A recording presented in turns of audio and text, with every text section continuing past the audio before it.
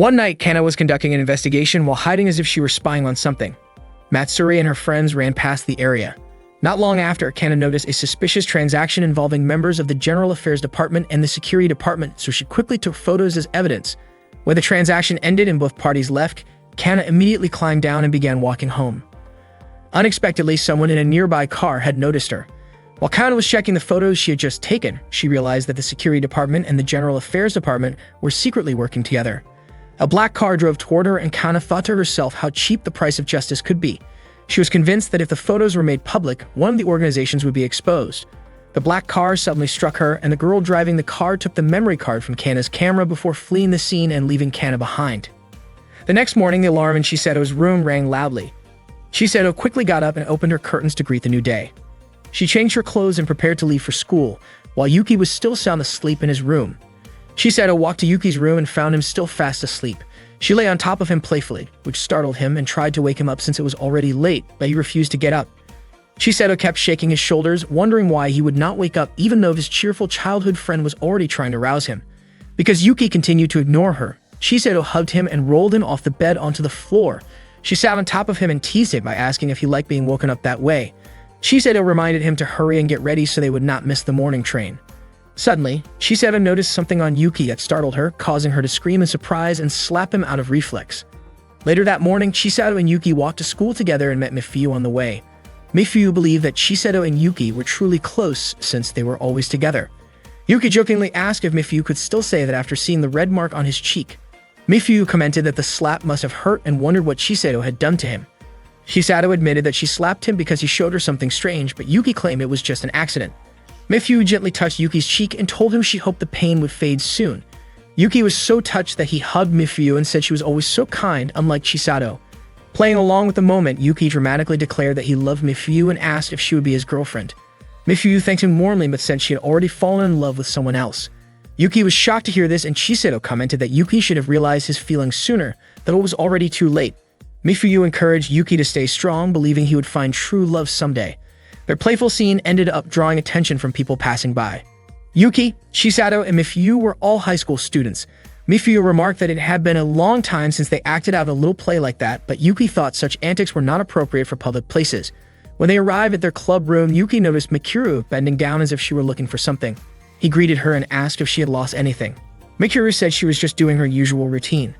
Before long, Chisado lightly tapped Yuki on the head for grinning in a way she found suspicious, suspecting he was having silly thoughts. Mifuyu then asked what Mikuru was doing. Mikuru stood up and simply said the word pink. Hearing that, Yuki jokingly asked if Chisado was wearing something pink, but Chisado quickly denied it and said her clothes were actually light blue. Just then, Nozomi arrived and greeted everyone, asking if Yuki had been scolded again. Yuki explained that it was all just a misunderstanding.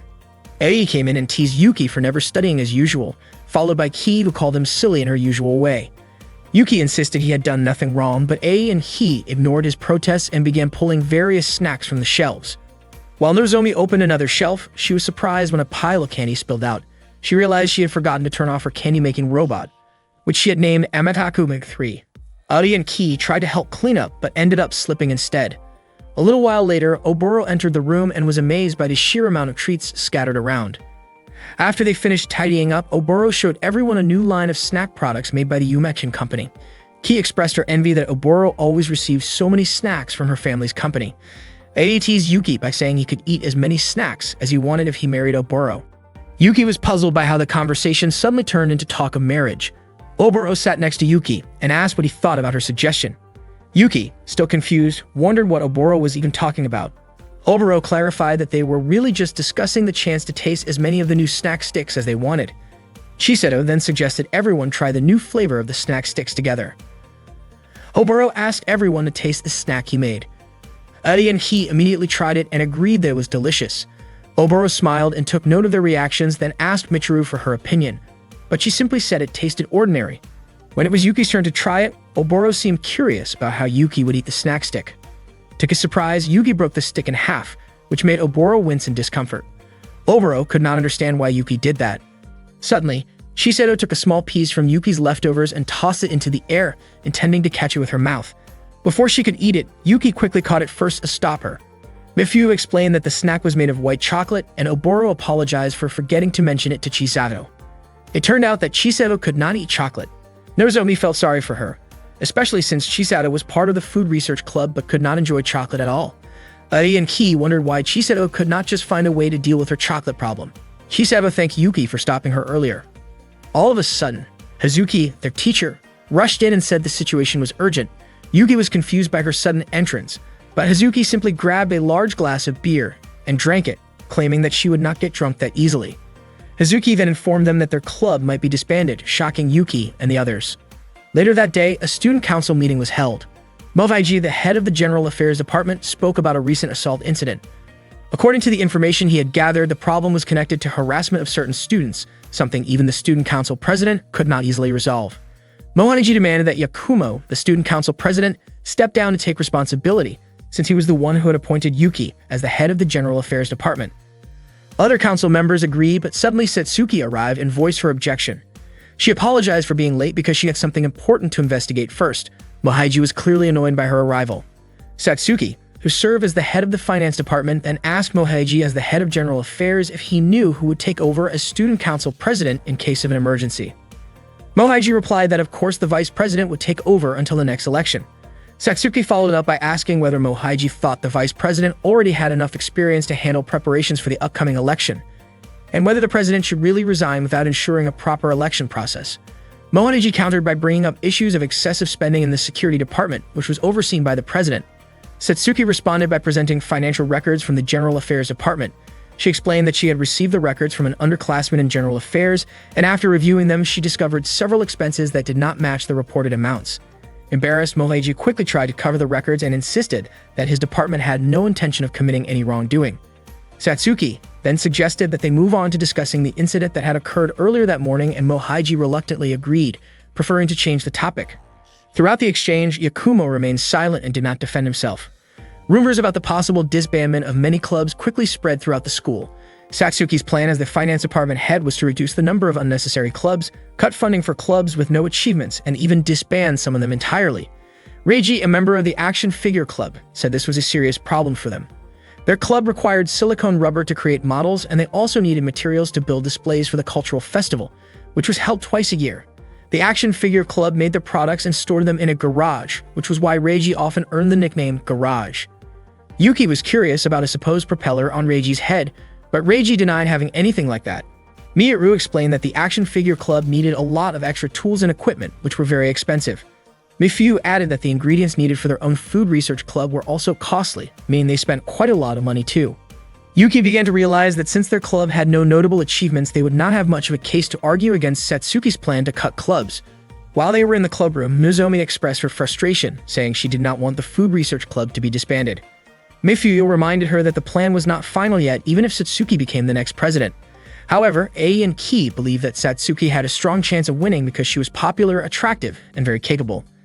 Chisato agreed that nothing had been decided yet, but Hazuki boldly predicted that Satsuki would definitely enforce her plan if she became president because she was a very serious person. Momoro was surprised and asked if Hazuki knew Satsuki well. Hazuki then revealed that Satsuki was actually her younger sister. Uli and Ki were shocked to hear this, especially since Satsuki and Hazuki did not look alike at all. Satsuki was stylish and seemingly perfect, while Hazuki had a different vibe. Chisato asked Hazuki to talk to Satsuki, but Hazuki admitted it was impossible because Satsuki was too stubborn. Uli was unsure what they should do, and Ki suggested supporting a different candidate. In the end, only 3 departments qualified for the first campaign round. The security department had no candidate because their leader was disqualified, which meant they would not participate in the next election. As a result, Satsuki's only opponent would come from the General Affairs Department. Yuki and his friends spotted Mohaiji from the General Affairs Department campaigning nearby. Yuki felt that it might be too much to vote for Mohaiji, who looked as if he was wearing a mask. However, Chisato pointed out that Mohaiji was not wearing a mask at all. He simply was not very handsome. Yuki started to wonder if he was the only one seeing Mohaiji as if he had a mask on, just like how he thought he saw a propeller on Reiji's head the other day. He began to suspect that maybe he was imagining things. Suddenly, Mohaiji approached Yuki and introduced himself. He politely asked Yuki and the others to vote for him as the next student council president and handed them a prepaid cafeteria card. Chisato questioned whether this meant Mohaiji was trying to bribe them. Mohaiji quickly denied it and explained that it was only a small token of appreciation. Before long, other students nearby started calling out to Mohaiji and asked for the same card, and he happily handed more of them out. Shiseto realized that what Mohaiji was doing went against the rules, but Yuki pointed out that it technically wasn't a violation since the official campaign period had not started yet. All of a sudden, a girl came running and couldn't stop in time. She accidentally bumped into Yuki, causing him to fall.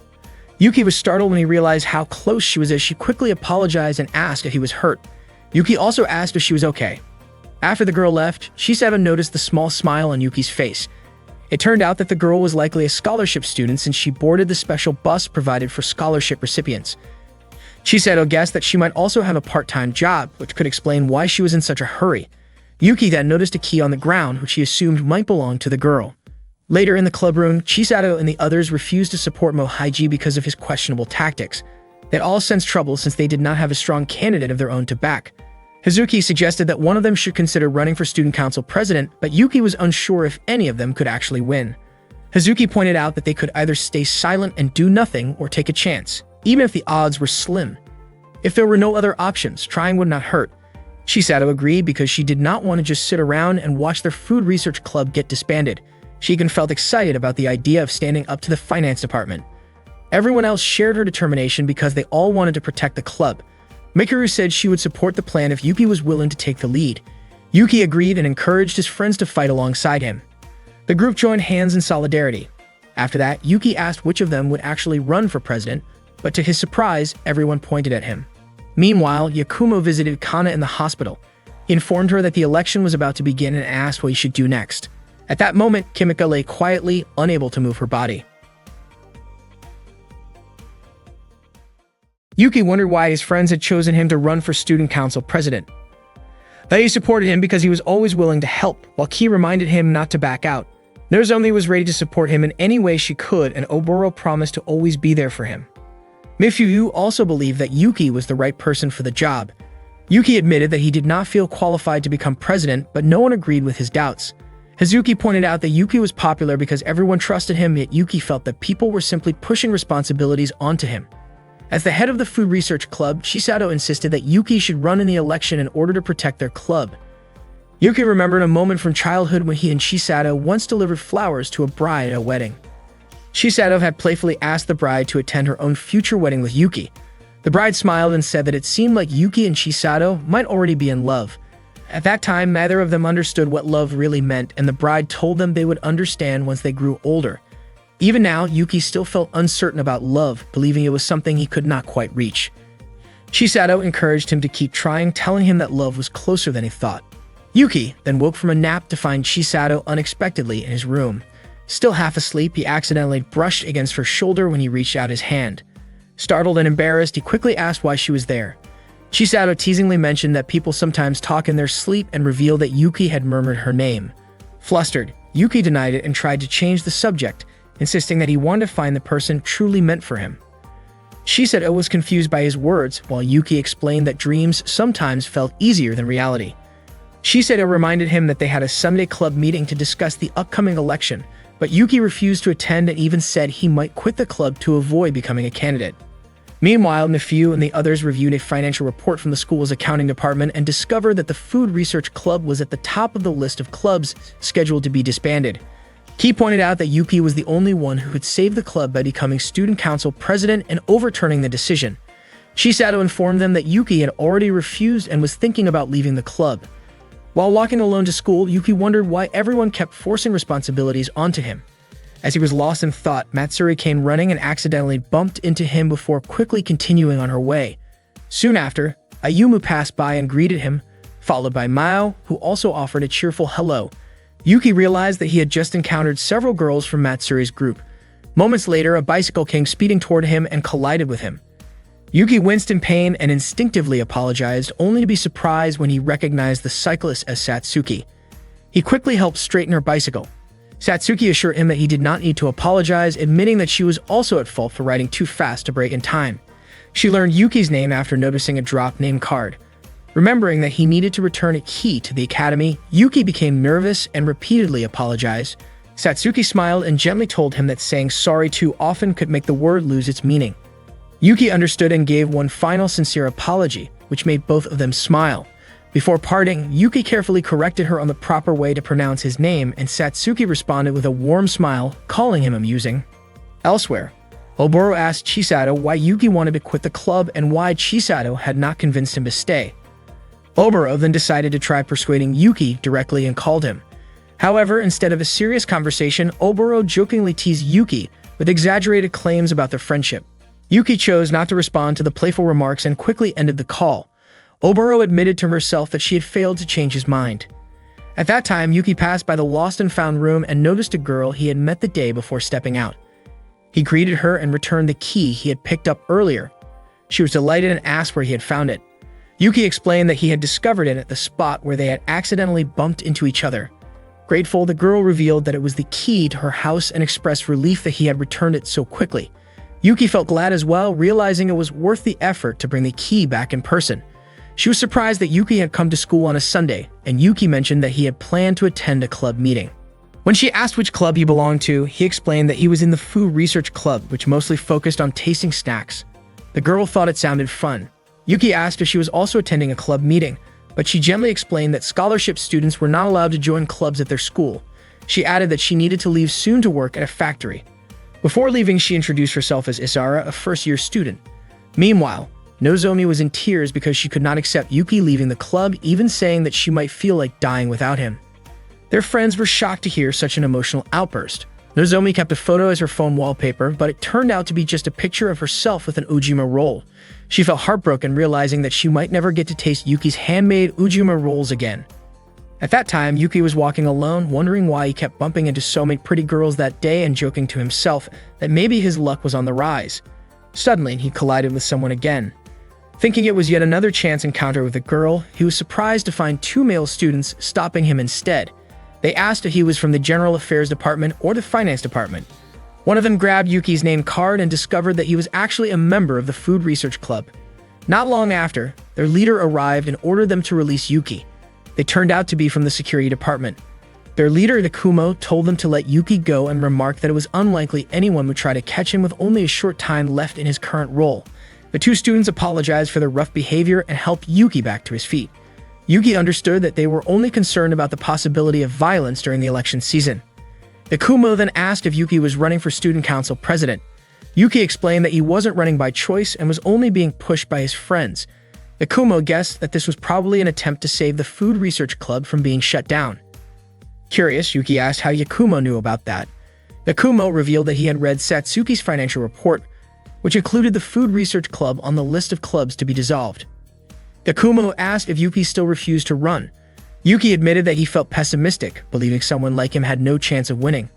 Takumo reminded him that if he gave up, the club would definitely be disbanded. He suggested that Yuki either support a candidate he trusted or run as an independent. Since the security department was staying neutral that year and not endorsing anyone, there would only be two main candidates, which created a good opening for Yuki. Takumo even offered his support. Meanwhile, Chisato was stunned that Yuki had disobeyed the club president's instructions. Mifyu believed the best solution was to reconcile with Yuki and bring him back. Just then, Michiru appeared and grabbed a chocolate-flavored snack that Chisato had thrown away. Michiru asked if Chisato disliked chocolate. Chisato replied that Michiru could have it because she wasn't really in the mood for chocolate herself. Michiru casually said the word blue, which made Chisato think she liked blueberries. He felt that they needed to find another plan. Ki suggested working hard to earn achievements, so the club wouldn't be easy to shut down, but Oboro pointed out that earning achievements wasn't so simple. Suddenly, Nozomi proudly showed off a new mixer with a Hyper Tornado design equipped with an extra-long spin and a reverse rotation prevention system. It was, as she called it, the 6th-generation Nero machine. Omura was doubtful that this could count as an official achievement. Nozomi confidently declared that she had perfected it to have zero roughness and believed that Satsuki would hesitate to disband their club after seeing it. Nozomi eagerly tested the machine, barely able to contain her excitement about the results. Later, while buying a drink from a vending machine, Yuki noticed Satsuki struggling with something and went over to help. Once again, Satsuki mispronounced Yuki's name and even added Pico, teasing that he always bowed so often it reminded her of the sound. Her bicycle chain had come off and she was frustrated because she had a busy day ahead. Yuki offered to fix it, and after a bit of effort, the chain was back in place. Satsuki handed him a handkerchief since his hands were now dirty and thanked him for his help. As they walked together down the corridor, Yuki shared that he had been asked to run for student council president. To his surprise, Satsuki said that it was worth trying. Yuki then asked why she planned to disband the Food Research Club. Satsuki explained that the club's activities felt more like a group of close friends hanging out in the cafeteria drinking tea, which she believed did not meet the proper standards for an official school club. Yuki admitted that her reasoning wasn't wrong. Satsuki was surprised that he agreed so calmly. Yuki explained that he and the other members loved their club and wanted to keep it alive, which was why they would rather fight in the election than just sit and watch it fade away. He confessed that his decision to run was reckless and that he knew he had little chance of winning. Satsuki then asked if he knew the term used for racehorses that win competitions. Yuki answered, the strongest horses, but that wasn't what she meant. Satsuki explained that winning horses are simply the ones that actually compete. Horses that never race will never have a chance to win, and the same applied to elections. She added that she enjoyed watching people give their all, even when they knew the odds were against them. Yuki was deeply moved by her words. Satsuki hurried off to take care of her other errands, and Yuki felt truly grateful that she had listened to his worries despite her busy schedule. Yuki went to the food research club and was shocked to see how messy the club room had become. His friends were relieved and happy to see him back. Curious about the situation, Yuki asked what had actually happened. Chisato explained that everyone had been feeling restless and uneasy because Yuki hadn't been around. After that, they all worked together to clean up the room. Yuki admitted that he had been thinking about something important. He had decided to fight for the Food Research Club's survival. Since he wanted to run as a candidate for the Student Council president, he was determined to seriously aim for victory. He also didn't want his friends to push this heavy responsibility onto him without truly believing in it. Because of that, Yuki suggested holding an internal club vote so everyone could freely choose the person they believed had the best chance of winning the election. Hazuki agreed that this was the best way to decide, and everyone else supported the idea. Chisato quickly handed out pieces of paper so each member could write down their choice. Before the vote began, Yuki wanted to say a few words. He admitted that the Food Research Club had been a little too relaxed lately, spending most of their time eating snacks bought with club funds and gossiping. To outsiders, it probably looked like the club was useless and unproductive, and that might be why the school considered shutting it down. Yuki said that despite what others might think, the club was precious to him. Thanks to the club, he had met all of them, shared fun times, and created memories filled with laughter. He didn't want to lose something so meaningful. He asked everyone to think carefully and choose the person who had the best chance to win, someone they truly wanted to support. Yuki also reminded them that leadership required courage, decisiveness, and a strong presence. He hoped they would pick someone capable of securing victory. When the voting ended, the results showed that Chisato received 1 vote while Yuki won by a landslide. Everyone cheered in excitement. Yuki was completely confused and wondered if they hadn't heard his speech, since he had secretly hoped they would choose Chisato instead. However, his heartfelt words had inspired the others and convinced them that Yuki would fight the hardest to protect the club. Realizing this, Yuki felt as though he had unknowingly set himself up. Chisato gently told him to accept the fair result with humility. Later, Yuki walked home with her. Along the way, Chisato mentioned that Yuki should simply follow through with what he had said earlier. When they passed a small shop, Chisato stopped to buy some chocolate from a stand near the sidewalk. After arriving home, she cut the chocolate in half and offered 1 piece to Yuki. Chisato looked delighted when Yuki happily enjoyed the treat.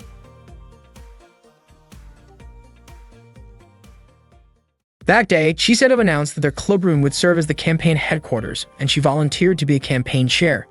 Everyone was excited to take on this new mission and started discussing what they wanted to do for the election campaign. Hazuki, being a teacher, could not directly help them, but at least she could give advice. Yuki had already submitted his registration form, which meant they were officially entering a campaign stage. Chisato and the others were full of energy, but they were unsure what to do first. Hazuki explained that as part of the Student Council president election, the school would hold a preliminary round before the official voting. Anyone who failed to pass the preliminary round would not be able to run in the final election. It was essentially a stage where minority candidates would be eliminated. Since Yuki was considered a minority candidate, he asked everyone to think of ways to prevent that from happening. Hazuki told them that Yuki needed at least 10% of the votes to pass the preliminary round, which meant they needed around 600 votes just to qualify. Yuki wondered how they could possibly gather 600 votes. Chisato thought maybe they could present a solid financial report. Oboro suggested they might need to win people's sympathy. Some members brought up ideas like increasing club budgets, doubling the Food Research Club's funding, offering snack allowances, and even joking about things like alcohol.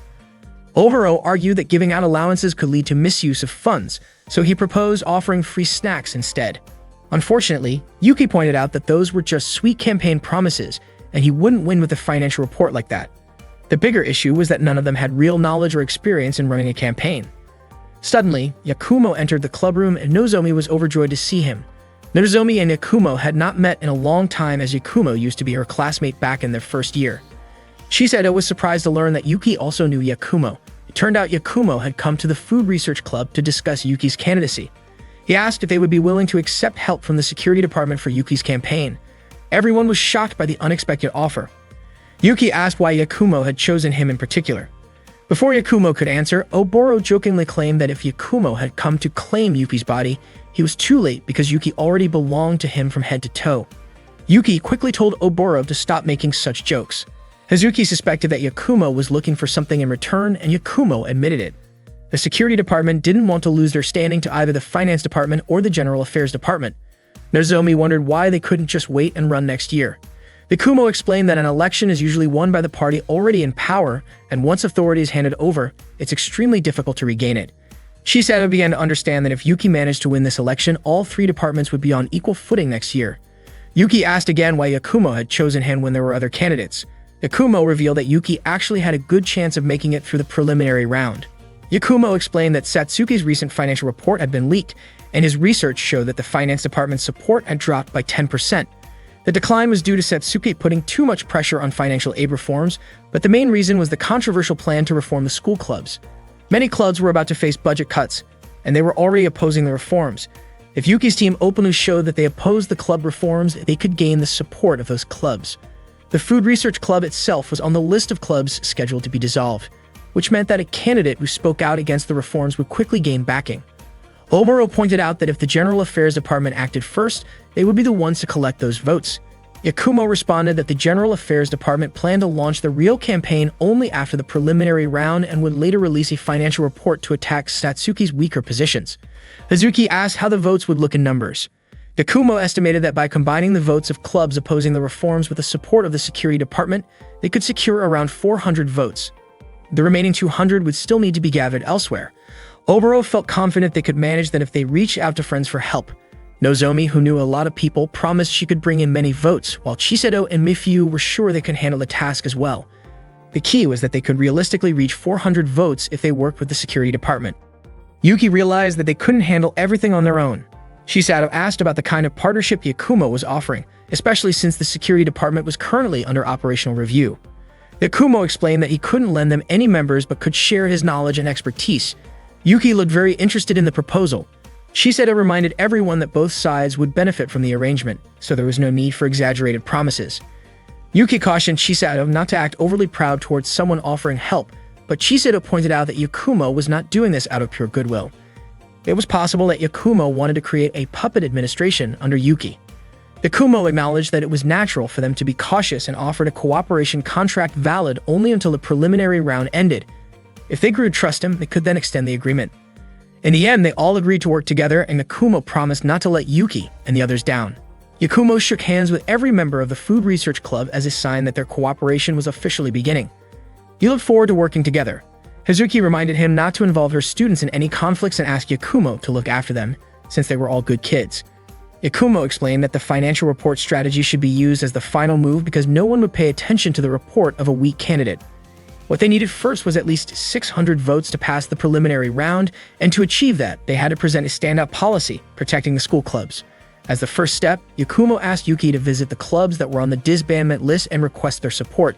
Yuki immediately agreed, but Yakumo suggested he bring along a female member since some clubs had many male members, and it would help to have a girl smiling and making the request.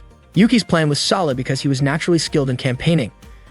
Yuki then asked who among them would join him, but everyone hesitated because there were 100 clubs to visit. In the end, Shiseto volunteered, pointing out that as the campaign leader, she should take on the job when no one else would. After that, Yakumo assigned someone to collect signatures, explaining that people who signed a petition were less likely to betray them and would probably vote for their side. Aoi and Ki complained that the task sounded boring, which irritated Yuki, who wondered if they even intended to help at all. Yakumo then mentioned that the job was more fitting for pretty girls. Hearing that, Aoi and Ki perked up and became eager to start. Yuki commented that Yakumo truly was a professional, able to get people to do exactly what he wanted. Yuki and Shiseto first approached Reiji and Miyaru from the Figure Action Club, inviting them to join an election alliance that supported Yuki. The alliance would consist of clubs targeted for disbandment by Satsuki, aiming to fight back against the groups backing the finance and general affairs departments. Chisato persuaded them further by appointing Reiji and Miyaru as the alliance's president and vice president. Yuki asked them to visit each club and help organize the alliance.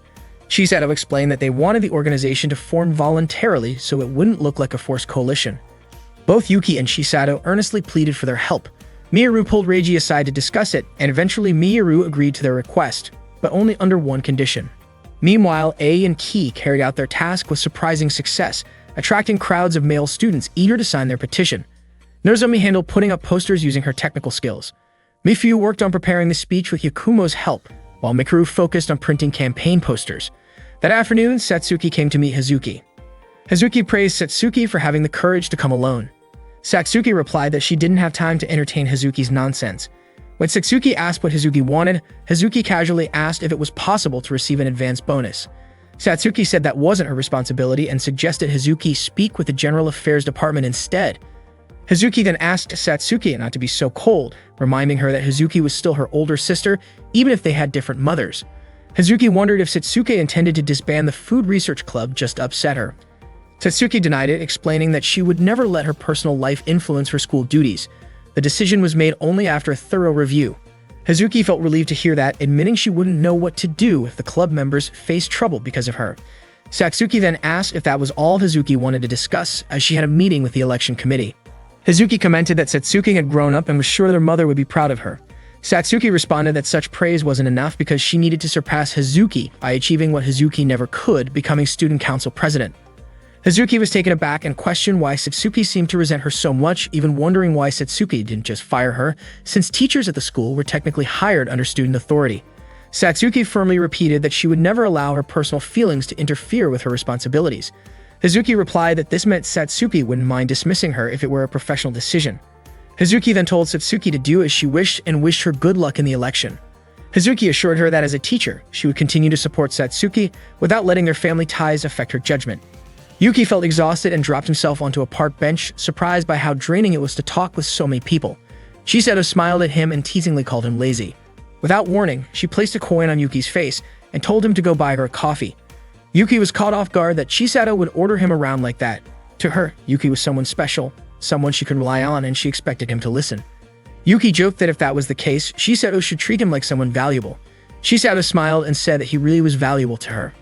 While Yuki was buying drinks, Satsuki suddenly approached him. She mentioned that she had heard he was officially running as a candidate and declared that the two of them were now rivals. Once again, Satsuki accidentally mispronounced Yuki's name, but he simply smiled and didn't correct her. Satsuki shook his hand, inviting him to make the election a fair competition. She admitted she hadn't expected Yuki to be so confident. Yuki's face turned slightly red as he smiled back after their handshake, but then he noticed Chisato watching them from a distance. Chisato immediately scolded Yuki for acting so friendly with someone she saw as an opponent. Yuki tried to explain that it wasn't what she thought. Chisato, clearly frustrated, demanded to know why Yuki could get along so easily with Satsuki and why he hadn't told her about their interaction.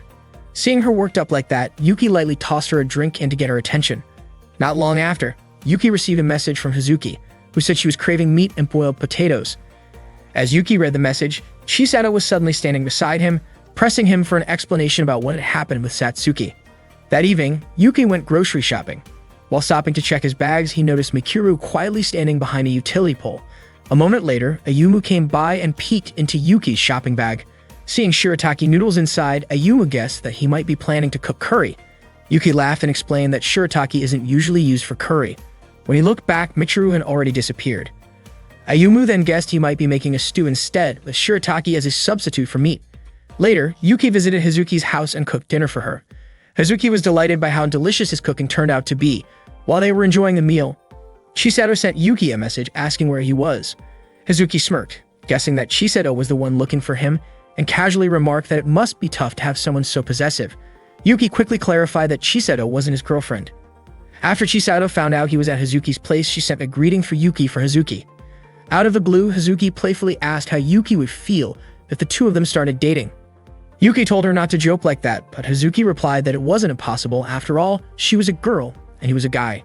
Yuki warned that if she kept teasing him like that, he might stop visiting her.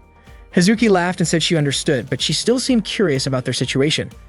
Yuki reminded her about a previous incident when she had been tipsy, though Hazuki insisted she remembered everything clearly. Yuki gently asked her to drop the subject. Hazuki promised to be more careful because she didn't want to upset him. She still wanted to enjoy his cooking again in the future. After finishing their meal, Hazuki thanked him warmly. They shared a friendly hug before Yuki said goodbye and headed home. Meanwhile, Mikuru sat alone at a playground, quietly holding a harmonica in her hands. Yuki noticed that a lot of students were running for the student council president position, which made him wonder if he even had a real chance to win. While walking down the hallway, he accidentally bumped into a ladder that had been left leaning against the wall. Startled, he looked up and saw Izara hanging from above, asking for help. Yuki quickly apologized for not noticing the ladder while he was walking. When Izara noticed the campaign poster of Yuki, she smiled and complimented him for running for student council president. Yuki admitted that he actually doubted himself, but for Izara, the fact that he had the courage to enter the election was already impressive. Yuki thanked her and asked what she was doing up there. Izara explained that she was helping with school maintenance because the factory where she usually worked was closed that day and she didn't want to waste her free time doing nothing.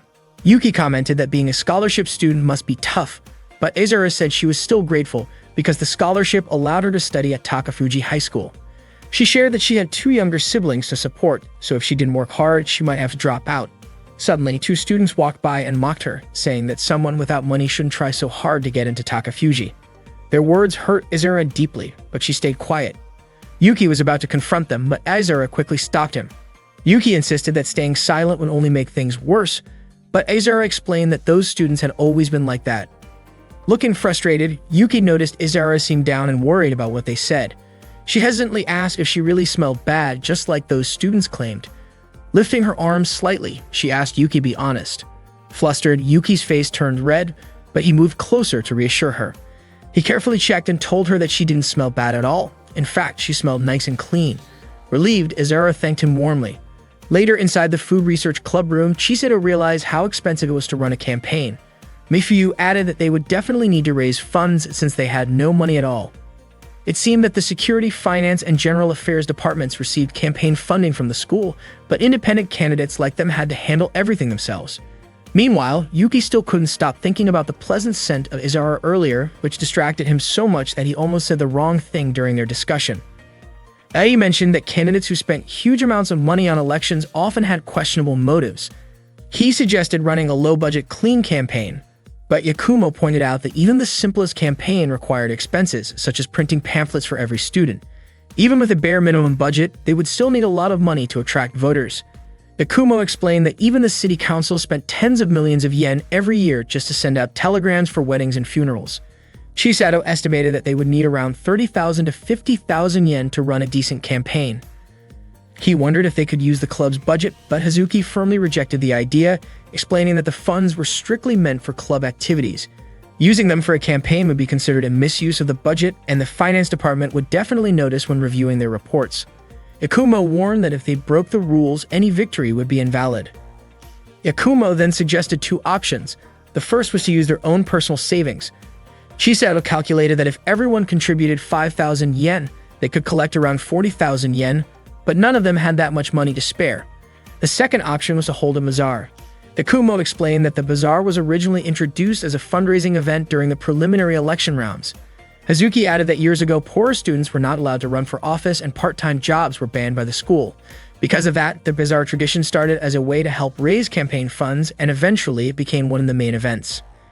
Everyone agreed that organizing a bazaar would be their best chance to gather funds. Chisato asked what kind of products they could sell. Nozomi suggested the famous Ujima roll, a special cake roll made by Yuki that could only be found in the food research club. She described it as a soft sponge cake filled with smooth, sweet cream and fresh fruit, creating a perfect harmony of flavors that melted in the mouth. Just imagining it made everyone crave it immediately. Chisato then asked how many rolls Yuki could realistically make. After calculating the cost and effort, Yuki admitted that he could only manage a maximum of 20 rolls, which would give them about 12,000 yen in profit. Izara suggested raising the price per slice, but Yuki worried that selling it too expensively would drive people away. He proposed adding a free bonus item with each purchase, but Mifuyu reminded them that giveaways would only add more costs. They started brainstorming ideas for a free incentive that wouldn't cost anything. Yuki jokingly suggested offering photos or handshakes with each purchase, but Ai and he doubted anyone would want that. Chiseto refocused the conversation, saying the real goal was to find a way to sell the Ujima roll at a higher price without increasing their expenses. She decided to handle the marketing strategy herself and simply asked Yuki to prepare the 20 rolls. Finally, Yuki mentioned that once they secured the funds, they also needed to think about what kind of campaign goods they would distribute to voters. Yakumo brought out examples of items used in last year's election. Yuki wondered if that would be considered bribery, but Yakumo explained that as long as the items were officially recognized as candidate pamphlets, it was perfectly acceptable. These goods would include the candidate's name and photo, leaving a lasting impression and helping people remember who to vote for. Ai and Ki wondered who would even want merchandise featuring Yuki, but Oboro admitted that he actually owned a shower curtain with Yuki's picture on it. They did not have enough money or items for their campaign, so Ki suggested using the snacks they had to give away. However, Yakumo reminded everyone that using club funds for campaign purposes would count as misuse. Suddenly, Mikuru came up with the idea of using Yawa sticks. These sticks had not been purchased with club money. Oboro had received them for free. Excited by the idea, Oboro immediately asked his father to send more and boldly ordered 3,000 of them. Yuki said that for now they needed to figure out how to turn the Yawa sticks into proper campaign merchandise. Chiseto wrote the slogan "Protect the Freedom of School Traditions" on the sticks, but Yuki felt that it did not look like an official pamphlet. Yakumo explained that a campaign pamphlet usually included the candidate's name and key issues. To be safe, they decided to take the item to the Campaign Administration Committee for approval. Chiseto asked A and Ki to deliver it, and the two of them quickly went to handle the task. Yuki pointed out that creating the pamphlets by hand would take too long, so Mifuyu suggested using labels instead. Hazuki mentioned that a pack of label sheets containing 20 pages with 10 labels per sheet would cost 1,000 yen. Since they needed 15 sets, it was going to be expensive. Shortly after, Chiseto received a call from the committee. The Yawa sticks were approved as long as the pamphlets were firmly attached to avoid misunderstandings. Chiseto then asked Hazuki if she could lend them some money. Hazuki explained that teachers were not allowed to provide financial support to candidates, but Chiseto argued that lending money was not the same as giving it and promised they would return it after the preliminary elections. After thinking it over, Hazuki pulled out 30,000 yen from inside her clothing and handed it to them. Chiseto expressed her deep gratitude, and the group felt relieved and excited to move forward with their campaign plans. When the Yawa sticks finally arrived, everyone felt exhausted just imagining how long it would take to attach all the labels. Nozomi encouraged them not to worry and proudly introduced her invention, a machine called Harry Harry. To their surprise, the machine was not designed to apply labels. It was actually a shoulder massage machine meant to relax them after work. The name Harry Harry stood for Hydraulic Adjustable Realignment Intelligent Hand Manipulator, a complicated way of saying it was a multifunctional massage device. In the end, they still had to attach all the labels manually. Yuki estimated that it would take one person 10 hours to finish, but if 10 people worked together, it could be done in just 1 hour. Unfortunately, Hazuki could not help, and Chiseto and Oboro needed to join Yakumo to set up the campaign booth, leaving only 5 people to handle the task. To make things slower, Yuki also had to leave his shop for Ujima rolls. While Yuki was walking his bike loaded with groceries past the booths being set up, he noticed that many groups seemed to be running for election, mainly so they could sell goods. The booths were packed with items such as decorations, clothes, chairs, computers, musical instruments, and even motorcycles. Some were even selling animals that were regulated under the Washington Convention. Yuki then spotted 2 members of the Sumo Club arguing with Satsuki. They were upset about their budget being cut even though their club had a long history of achievements. Yuki stepped forward thinking Satsuki might need help, but soon realized this was not the traditional sumo club. It was a mock sumo club. The member, Ruzeki, proudly claimed to be a champion. Satsuki explained that she had found suspicious expenses in their budget. It turned out that most of their funds were being spent on sumo stew. She questioned whether such a huge amount of stew was really necessary for their activities. Satsuki pointed out that if Ruzeki truly intended to practice mock sumo, he should be eating mock sumo stew instead. The club members could not argue back and, in a playful attempt to drive Satsuki away, sprinkled imitation salt around her. After Satsuki left, the 2 members hugged each other and admitted that Satsuki was far too tough to deal with. Meanwhile, Nozomi and the others were starting to feel exhausted from sticking labels, and the work was still far from finished. At one point, Mikuru shook her body because some labels had gotten stuck to her skirt. While trying to spin around a tree to get them off, she ended up tripping after getting tangled in some cloth. Yuki was walking together with Satsuki, and Satsuki explained that during every investigation she kept finding parts of the budget being wasted on small, unnecessary things. To reduce these wasteful expenses, she continued her inspections even during the election campaign, since she was still serving as the head of the finance department. According to her, the student council election had nothing to do with her financial duties. Yuki commented that Satsuki was being too hard on herself, but she replied that she was simply being stubborn. Takafuji Private Academy valued the freedom of its students, which meant that most of the administrative authority rested in the hands of the student organization. The student council was responsible for managing the academy's internal authority, so it could handle things too loosely. The school could quickly fall into disarray. Yuki asked if the academy's situation was really serious enough to require so many budget cuts. Satsuki responded by asking whether Yuki had read the entire financial report. She suspected he might have only focused on the sections about club disbandment and other obvious points, but she hoped he would carefully review everything. She emphasized that club reforms were not only about reducing budgets. At that time, Izuru was busy helping with school maintenance. She was so tired that it seemed unlikely she could finish her tasks that day. As she paused for a moment, she looked at Yuki's campaign poster and quietly said that he was amazing. Suddenly, a group of female students approached her and pressured her to come with them. Izuru looked frightened and couldn't resist. Meanwhile, Yuki had arrived at the club room and immediately opened Satsuki's financial report, carefully reading every page of the document. At the same time, Izuru was being harassed by the group of girls. As the day turned to evening, Yuki walked home with Chisato and Mifyu. They were exhausted from the day's work but happy to have finished everything on time. Yuki looked unusually gloomy, which made Chisato ask what was bothering him. Mifyu mentioned that he had been acting that way since returning from shopping. Suddenly, they noticed Izuru searching for something nearby. Yuki and the others approached her and asked if she needed help. Izuru abruptly shouted that she was fine, then quickly apologized and repeated that she was really okay.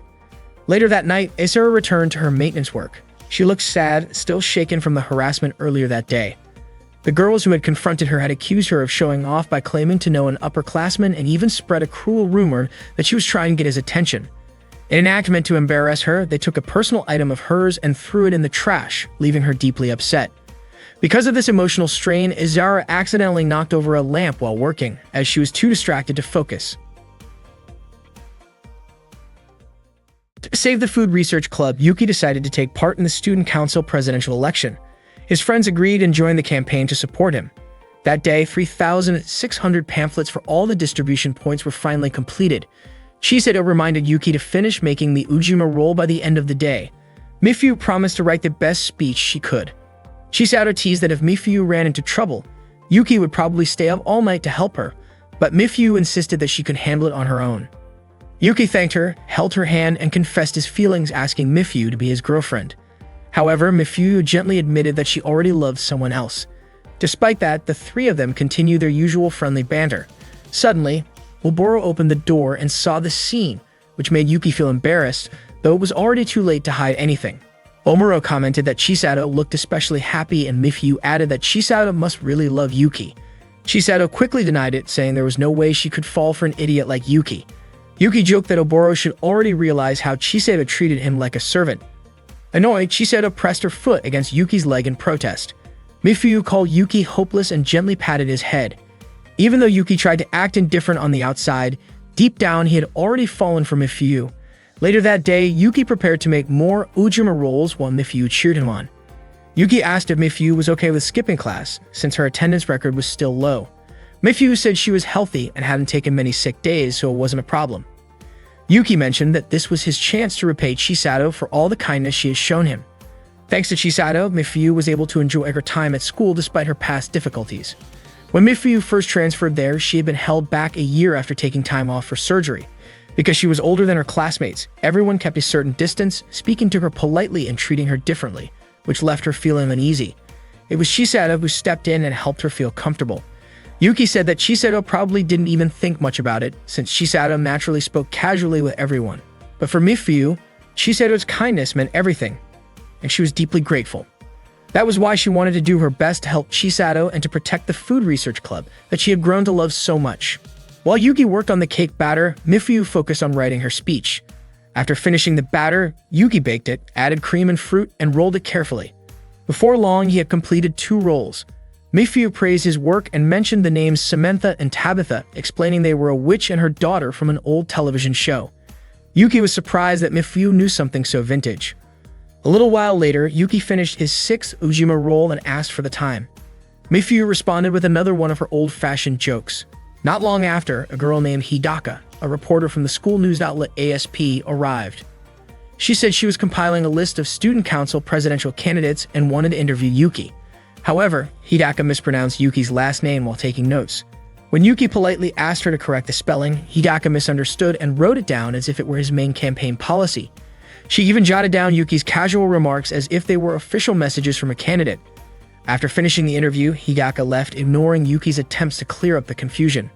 By then, Yuki had already completed his 8th role. Although Mifyu had already finished writing her speech, she pretended it was taking longer because she simply wanted to spend more time with Yuki. Oboro dropped by again to check on Yuki's progress. Yuki assured him that he could finish everything that day. Oboro joked about wanting to taste some of the creamy filling and playfully wiped a bit of cream off Yuki's face before leaving. Yuki kept working carefully, taking his time so he could stay with Mifyu a little longer, while Mifyu quietly watched him with a peaceful smile. Soon after, Nozomi arrived and asked about something called the Angel's Share. Yuki explained that it referred to the small amount of alcohol that naturally evaporates during the aging process in a barrel. Nozomi happily confirmed the answer and teased that 1 out of every 10 pieces of the Ujima roll should belong to the Angel's Share. Of course, her playful comment was just a way to ask for a piece of the cake. Yuki quickly caught on and said he wouldn't give her any at that moment, but promised to save some for her next time. Nozomi pouted and looked like she might cry, so Yuki finally promised to give her all the end pieces from the 20 Ujima rolls he planned to make. Nozomi cheered with delight, calling Yuki a true friend before leaving with a big smile. Yuki and Mifyu shared the end piece of the Ujima roll. The slice was warm and sweet, just like the time they were spending together. When Yuki was almost done with his work, Mifyu offered to make some tea. Yuki gladly accepted and Mifyu went off to prepare it. Not long after, Hazuki arrived to check on Yuki's progress. She leaned in close as she spoke, making Yuki wonder why she came. Hazuki explained that she was worried about him. Without warning, she sat casually on Yuki's laps, saying that he hadn't stopped by to cook at her house since the campaign began, and it made her feel a little lonely. When Mifyu returned carrying the tea, Hazuki quickly stood up and excused herself, saying she had something else to do. Mifyu placed the tea on the table with a calm smile. Even though she stayed cheerful, Mifyu secretly wished Yuki's attention wouldn't be distracted. More than anything, she wanted him to focus on Chisato and make sure Chisato stayed happy.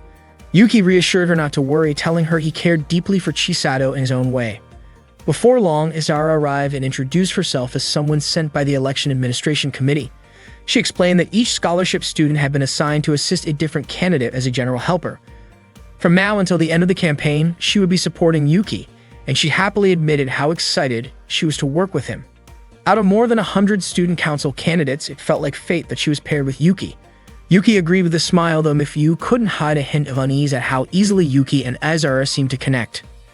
Izara soon met the entire food research club and politely introduced herself, promising to do her best for the team. Yuki felt lucky that their booth had been placed right next to the main stage, a perfect spot arranged by Yakumo. The Takafuji Private Academy election event was about to begin. Students bustled around, excited to visit the different booths. The finance department's booth was especially crowded, with Satsuki attracting a lot of attention from the crowd. Ari and Ki showed up carrying merchandise from a rival campaign, which surprised Chisato. Yuki playfully called it a little bit of reconnaissance.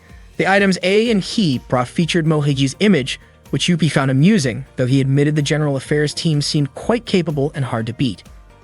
Yuki was also surprised to see Miyaru and Reiji selling goods at their booth.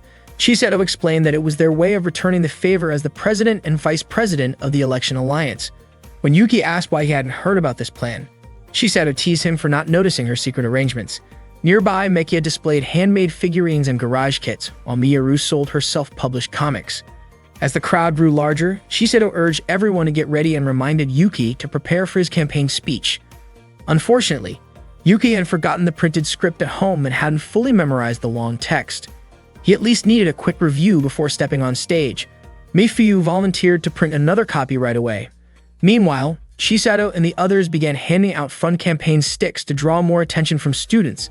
Mikuru struggled to hand them out because of her soft voice, eventually giving one to a rare animal at a nearby booth instead. Reiji and Miyaru's booth became especially busy, which Yuki noted was the perfect time for them to sell their merchandise. Mikuru slowly gained confidence and started distributing more pamphlets as well. Soon, Chisato signaled Yuki that it was time to start selling Ujima rolls. Mifyu finished printing but accidentally brought one of her own stories instead of the speech. Flustered, she quickly reprinted the correct script. As the Ujima roll sales began, Nozomi shouted that the price was 300 yen. Yuki was confused since they had all agreed on 190 yen. Nozomi explained that it was Chisado's idea. Customers would be served by a cosplayer of their choice. A moment later, A and Ki appeared on stage in cosplay outfits and the crowd cheered. They announced that anyone who wanted a photo with them would need to buy an Ujima roll with a photo ticket, raising the price to 500 yen. Excited male students immediately rushed to purchase the rolls. Yuki was amazed at how quickly the plan increased their sales. Shiseido proudly asked for his opinion on her clever idea, catching him off guard when he noticed that she herself was wearing an elaborate cosplay costume. She playfully twirled around to show off her outfit, drawing plenty of attention from the crowd. Oboro soon joined in, also wearing a costume. Two female students gushed over how charming Oboro looked, even joking that he and Yuki looked like characters from their favorite magazine. Not long after, Miyaru announced that it was time for Oboro and Yuki to go up on stage next. Miyaru asked Yuki and Oboro to act out a scene where they fed each other, similar to what is often shown in boys' love stories. Yuki was shocked when he saw the suggested illustration that looked a lot like both of them. Miyaru explained that she was selling that magazine for 1,000 yen, including special requests, and then handed it to Yuki and Oboro. Oboro said there was no choice but to go along with it, even though Yuki was clearly annoyed by the situation. Oboro reminded him that it was all for the campaign fund. When Oboro fed Yuki with a snack stick, the girls around them screamed in excitement and took pictures. The next part of the plan involved a back hug, just like in the magazine, but Yuki decided to run away before it could happen. It was finally time for the candidates to give their speeches, but Yuki still hadn't received his speech draft. Not long after, Mifuyu arrived and apologized for being late. Chisato told her it was fine since it was also Yuki's fault for forgetting to bring the draft. Yuki held Mifuyu's hand and thanked her, then admitted that he loved her very much. Mifuyu, flustered, nervously said that she loved someone else. The practice play they were supposed to perform was about to continue, but Chisato reminded them that there was no time to act out such a scene. Yuki quickly got up to leave, but Chisato followed him to fix his tie.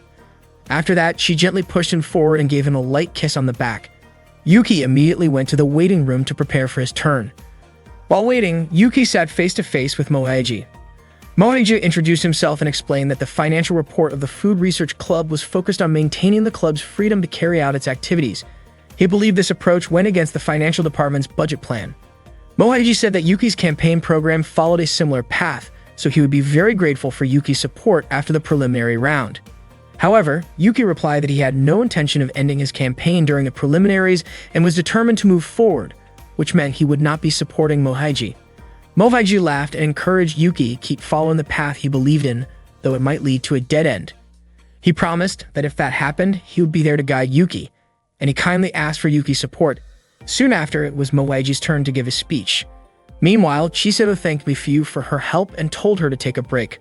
Mifuyu opened a folder containing her own written story, thinking of throwing it away, but she realized that what she was holding was actually the speech draft. Mifuyu suddenly understood that she had accidentally given Yuki the wrong document, while at the same time Yuki was about to open the speech draft she had just handed to him. The preliminary day of the election bazaar went smoothly. Chisato kept promoting the Ujima rolls, while Miyaru enthusiastically offered her BL books to visitors.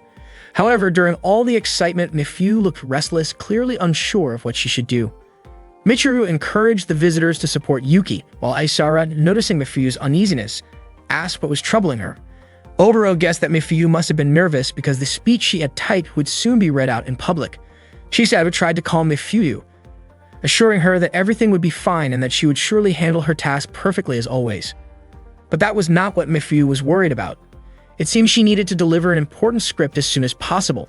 Unfortunately, before she could act, Yuki's turn to speak was suddenly announced. Hearing this, Mifuyu fainted on the spot. Yuki himself was caught off guard, realizing he had not even reviewed the contents of his speech. Yet, it turned out that there had been a miscommunication. The next turn actually belonged to Mohaiji. As soon as Mohaiji stepped up to the podium, the students cheered loudly. He greeted everyone confidently, and Yuki, watching from a nearby monitor, was surprised by how warmly the crowd welcomed him. Mohaiji reminded everyone not to choose the wrong successor for the student council president. He criticized the large and unnecessary expenses linked to the embarrassing Usawa incident and placed the blame on the security department that had been responsible for it. Mohaiji promised that if he were elected as the next student council president, he would scrutinize every detail of the budget and cut any unnecessary spending. He also hinted that while other candidates might sound promising, the students needed to think carefully about who was actually behind the budget planning. Yuki quickly realized that Mohaiji was indirectly targeting Satsuki with these accusations. Mohiji even claimed that Satsuki had approved suspicious budget allocations. Yuki was surprised to see that Mohiji's sharp statements were actually winning sympathy from the crowd. Mohiji ended by urging the students to vote for an honest candidate like himself. Yuki thought he no longer had time to listen to the other candidates because he desperately needed to review his own speech. Soon it was Satsuki's turn to speak. Before heading to the podium, Satsuki approached Yuki and encouraged him to do his best. The moment Satsuki appeared on stage, her supporters erupted in cheers, passionately showing their full support. Meanwhile, Mifyu had regained consciousness and immediately asked if Yuki had already given his speech. Shiseido quickly explained that Yuki had not yet spoken, prompting Mifyu to rush off in search of him. On stage, Satsuki explained that the student council's income and expense budget had become unstable due to a series of systematic changes in student council activities. Mohiji, watching from the side, commented that Satsuki was outspoken and intimidating. According to him, Satsuki indeed had strong, pure policies that carefully considered the well-being of both the school and the student council, and her popularity was undeniable. Her straightforward personality made her words sound convincing, but he suggested that such honesty could also backfire. Mohiji seemed to intentionally make these remarks within Yuki's hearing range. Satsuki continued her speech, presenting her plan for bold, long-term reforms aimed at preserving the highest possible level of student autonomy. The students responded enthusiastically to her proposals. Yuki, however, struggled to focus on his own preparation. When he finally looked at the script in front of him, he started doubting whether it was truly his speech. While Satsuki's speech grew more passionate, Mifyu kept running toward Yuki with the real draft in her hands. The paper Yuki was reading contained Mifyu's heartfelt words, revealing her feelings that Yuki belonged with Shiseido and that she would be happy as long as Yuki and Shiseido were happy together. Mifyu eventually reached the waiting room where Yuki was supposed to be, frantically searching for him. By then, Satsuki had finished her speech with a warm declaration of love and gratitude toward everyone. Yuki, however, stared at the paper in front of him, realizing that what he held was not a speech at all, but rather a love letter from Mifyu. The discovery only made him more unsettled. Not long after, Yuki's name was called. He had no choice but to prepare himself despite not having reviewed his actual speech. Mifyu finally spotted Yuki, but was too late. He was already walking toward the podium. She tried calling out to him, but the staff prevented her from entering the stage area. Yuki kept moving forward. From below the podium, Satsuki watched him closely. As Yuki climbed the steps, he suddenly stumbled and fell, scattering the papers he carried. He quickly got back on his feet and glanced around, noticing Shiseido, who was making sure he was okay. Wiping the blood from his face, Yuki steadied himself and began to speak. His first words were a request for everyone to laugh, which immediately brought cheerful laughter from the students. He introduced himself properly, clarifying that his last name was Ujima, not Ushima, reminding everyone that a misspelled name could invalidate their votes. Yuki then asked the students to choose him as their president, promising to stop the drastic club reform plans. He explained that many clubs were currently facing budget cuts, forced mergers, or even disbandment, including his own food research club. Yuki vowed to do everything he could to prevent such disbandments, insisting that all students were in the same situation, and that he needed their votes to protect their activities. His passionate words stirred excitement among the crowd, earning their enthusiastic support. Before closing, Yuki also shared the 7 pledges of the Food Research Club, giving the audience a glimpse of the club's fun and dedication. After all the candidates finished their speeches, it was finally time for the students to cast their votes and decide the next student council president. After that, Yuki was completely exhausted and lay down in the clubroom. His friends told him that he had done a great job. Yuki honestly could not remember anything he had said earlier. Hazuki mentioned that people seemed to really respond well to Yuki's speech. Nozomi admitted that she felt excited when she heard Yuki's speech, and Oboro even called it impressive. Ai said she never expected that something which started with the 7 vows of the Food Research Club would turn into a story about the creation of the universe and the history of Yukin. And Ki was surprised to learn that Yukin actually came from a dish originally made with lamb. Yuki still had no memory of what he had said. Isara believed that even though Yuki could not remember his own words, everyone who heard the speech would never forget it. Yuki apologized to Mifyu since she had gone through so much trouble to prepare a script, but he had been too nervous to even review it. Mifyu snatched the script back and said that Yuki's speech was far better than anything she had written, in praising his natural talent. Not long after, Hidaka entered the Food Research Club room to deliver news that the live online broadcast of the preliminary election would start soon and that he would be reporting it directly. Yuki was puzzled about why Hidaka was wearing a male uniform, but Hidaka calmly explained that he was a boy and naturally wore the male uniform.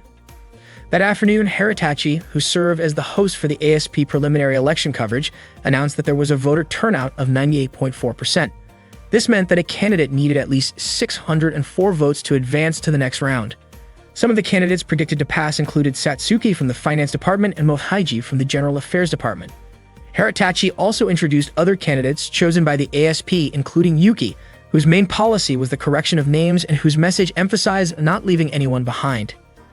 Shiseto could not understand what Yuki had actually done, but Yuki explained that he had simply given a proper answer, even though Hidaka quoted him in a way that made it sound more dramatic. The live broadcast then switched to Hidaka reporting from inside the Food Research Clubroom. He described the atmosphere there, noting how there were a few smiles before the vote counting began, but the mood quickly turned serious once it started. Yuki wondered why everyone was getting so nervous just because of a live online broadcast. The first update came in, 100 votes had been counted, which was 1.7% of the total, and Yuki was in third place with 8% of the votes. Everyone started to worry because Yuki needed at least 10% overall to advance. Hazuki reminded them that it was still the beginning of the count, so the votes from the senior students had likely not been included yet. According to Hazuki, many senior students tended to spread their votes outside the three main departments as a way of showing support before graduating. With only 100 votes counted so far, there were still 60 more updates to go before the final tally. Time passed as they continued to wait for more updates. By the 15th update, Yuki had received 182 votes, which was 9.2%. In fourth place was IAM, who had 8.8%, slightly higher than her previous 8.6%. This meant there was a serious competitor aside from Yuki. Reiji explained that IAM attracted voters by presenting herself as a true revolutionary who did not belong to any of the three main departments. Where her support came from remained a mystery, as Miyaru had investigated various rumors but could not find anything solid. Isara remained confident that Yuki would still be fine even if IAM managed to reach 10%. However, Satsuki warned that it would be almost impossible for Yuki to win if a fourth candidate advanced to the final round, because the votes would then be split between Yuki and IAM, leaving no chance for Yuki to surpass Satsuki and Mohaiji. Before long, the latest update showed that Yuki had finally reached 10% of the total votes, with 94.4% of all ballots counted. That meant Yuki had secured 571 votes, greatly increasing his chances of moving forward. Hazuki felt confident they would make it, since they had begun receiving votes from the senior students.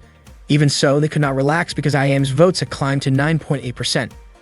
Hidaka then announced that Yuki was projected to pass with 97.7% of the votes counted, marking the first time in 7 years that a candidate outside the three main departments could advance. Hidaka continued his live coverage from the Food Research Clubroom, noting how excitement filled the room when Yuki's projected victory was announced, but the atmosphere quickly became serious again as everyone waited for the final results and the announcement of the fourth candidate. At that point, IAM had 9.9% of the votes with 584 ballots in her favor, meaning she needed just 20 more votes to qualify. With 140 votes still uncounted, it was entirely possible for IAM to get those remaining votes. Yuki felt frustrated, realizing that even though their team was projected to pass, they still could not celebrate until the very end. With 99.3% of the votes counted, Yuki received 608 votes, which confirmed that he had safely passed the preliminary round. Meanwhile, IAM had 596 votes, and if she gained just 8 more, Yuki's chance of advancing would have been in danger. The atmosphere was incredibly tense as everyone continued to wait for the final update. Shiseto held Yuki's hand to help him stay calm, and not only that, she also held Izara's hand. Soon, everyone joined in, holding hands together as a show of unity while they awaited the final results. Before long, the last update was announced. IAM ended up with 602 votes, or 9.9% of the total, which meant she did not qualify. Yuki became the only independent candidate to advance to the next round of the Student Council presidential election. Their group erupted in cheers, celebrating the first big success they had achieved together. Hazuki was overjoyed and mentioned she would have a celebratory drink later that night. Momoro was deeply moved, almost unable to believe what had just happened. Reiji called it a miracle, though Miyaru admitted she had already expected this outcome. Michiru was thrilled as well and offered her congratulations to Yuki. Unexpectedly, Reiji and Miyaru presented some money, explaining that it was a portion of their sales profits. They understood that campaigning required a lot of resources, and their contribution, while not as large as the funds available to the finance department or the general affairs department, could still help. Shiseto expressed her gratitude and promised to use the money wisely. Yuki also thanked them all and vowed to give his best effort in the final election. Miyaru and Reiji encouraged him not to lose hope no matter what obstacles might come his way. Isara then invited everyone to cheer together, and they all shouted in celebration of Yuki's success in the preliminary round. During that joyful moment, Hidaka recorded the group's excitement and teamwork. Meanwhile, one of Yakumo's subordinates informed Yuki that IAM's identity had actually been a setup orchestrated by the Katahira faction. Yakumo commented that it seemed the Katahira group was trying to prevent him from carrying out his plans. To stay prepared, Yakumo instructed his team to gather detailed information on the people supporting Yuki. That day, Yuki walked home with Chisato, Mifuyu, and Asara. After being announced as one of the candidates who passed the preliminary round, Yuki was surprised at how smoothly everything had gone. It meant he was now one step closer to becoming the student council president. Chisato reminded him that even though he had cleared the first stage, it didn't mean he had already won the election, and she encouraged everyone to do their best for the upcoming camping trip. Mifuyu and Azara promised they would give their all for tomorrow's event. They were all happy with the hard work they had accomplished that day. Mifuyu and Azara parted ways with Yuki and Chisato near a street intersection. After that, Chisato invited Yuki to stop by a convenience store to buy some chocolate. When they arrived home, Chisato shared the chocolate with Yuki. She was delighted that something good had happened to them that day. Yuki felt certain that Daiki-kun would have been happy for them too. Chisato then placed a piece of chocolate in front of a photo of a young child. The next day, Yuki and his friends gathered in the Food Research Club room. Yakumo congratulated him with a handshake and praised his team for working so well together during the preliminary round. He pointed out, however, that there was still a lot of work ahead. Yakumo began explaining their strategy for the Student Council presidential election. He showed the vote counts from the previous round. Yuki had reached the target of 600 votes, but Satsuki had received 2,700 votes and Mohaiji had gained 1,500 votes. Yakumo admitted that the numbers looked discouraging, but he asked everyone not to give up. He understood how they felt after seeing those results. However, Yakumo revealed that those numbers were not the true picture. He explained that the votes shown were the base votes, which were guaranteed for each faction and would not shift to another candidate, no matter what happened. Yuki asked if his 600 votes were considered base votes. Mifuyu suggested that maybe many of Yuki's supporters had simply voted for fun. Yakumo agreed that it might look that way, but even if it was just casual voting, their candidate still managed to pass the preliminary stage, and in a rather dramatic way at that. Hazuki thought most people would start supporting Yuki from that point onward. Yakumo then explained that if there were 6,000 students in total, with 3,000 base votes already locked, the remaining 3,000 were free votes. He believed Yuki could win those free votes if he could influence the undecided voters. One clue lay with IM, a candidate who had almost passed the preliminary round. Yuki realized he needed to show people that he was not tied to any particular department. He asked how that would convince voters to support him. Yuki explained that the finance department and the general affairs department were both part of the student council, so to many people, this election might look like an internal power struggle. Chisato pointed out that Yuki was different because he was a complete outsider, which gave him a special kind of credibility. Hazuki added that Yuki was like a third-party candidate trying to challenge the old system. Nozomi admitted she hadn't expected that strategy to actually influence voters, while Mifuyu felt it was a strong approach to counter Satsuki. Yakumo elaborated that Satsuki's campaign presented her as a revolutionary, but in reality she was still part of the finance department and a member of the student council. Chisato commented that if there was a revolutionary from within the system and an outsider like Yuki at the same time, it would create a powerful impression. Yakumo was confident that the voters would be swayed and that as many as 1,700 free votes could shift in Yuki's favor. After the meeting, Yuki and his friends worked together to make a huge campaign banner. Ali and Ki remarked that Yakumo was truly a professional and a reliable guy. Ki was sure that Yakumo must be very popular. It turned out that 99% of Yakumo's votes in the previous year had come from female students. Later, while Yuki was cooking with Asara, he wondered why A and Ki kept getting excited whenever they talked about Yakumo. Asara said many girls like guys who could cook because it was such a useful skill. Yuki was listening so intently to Asara that he accidentally cut his finger with a knife. Chisato immediately rushed over to check on him, but she was startled when she saw Izura gently put Yuki's finger in her mouth to stop the bleeding. Mifuyu and Hazuki were also surprised by her sudden action.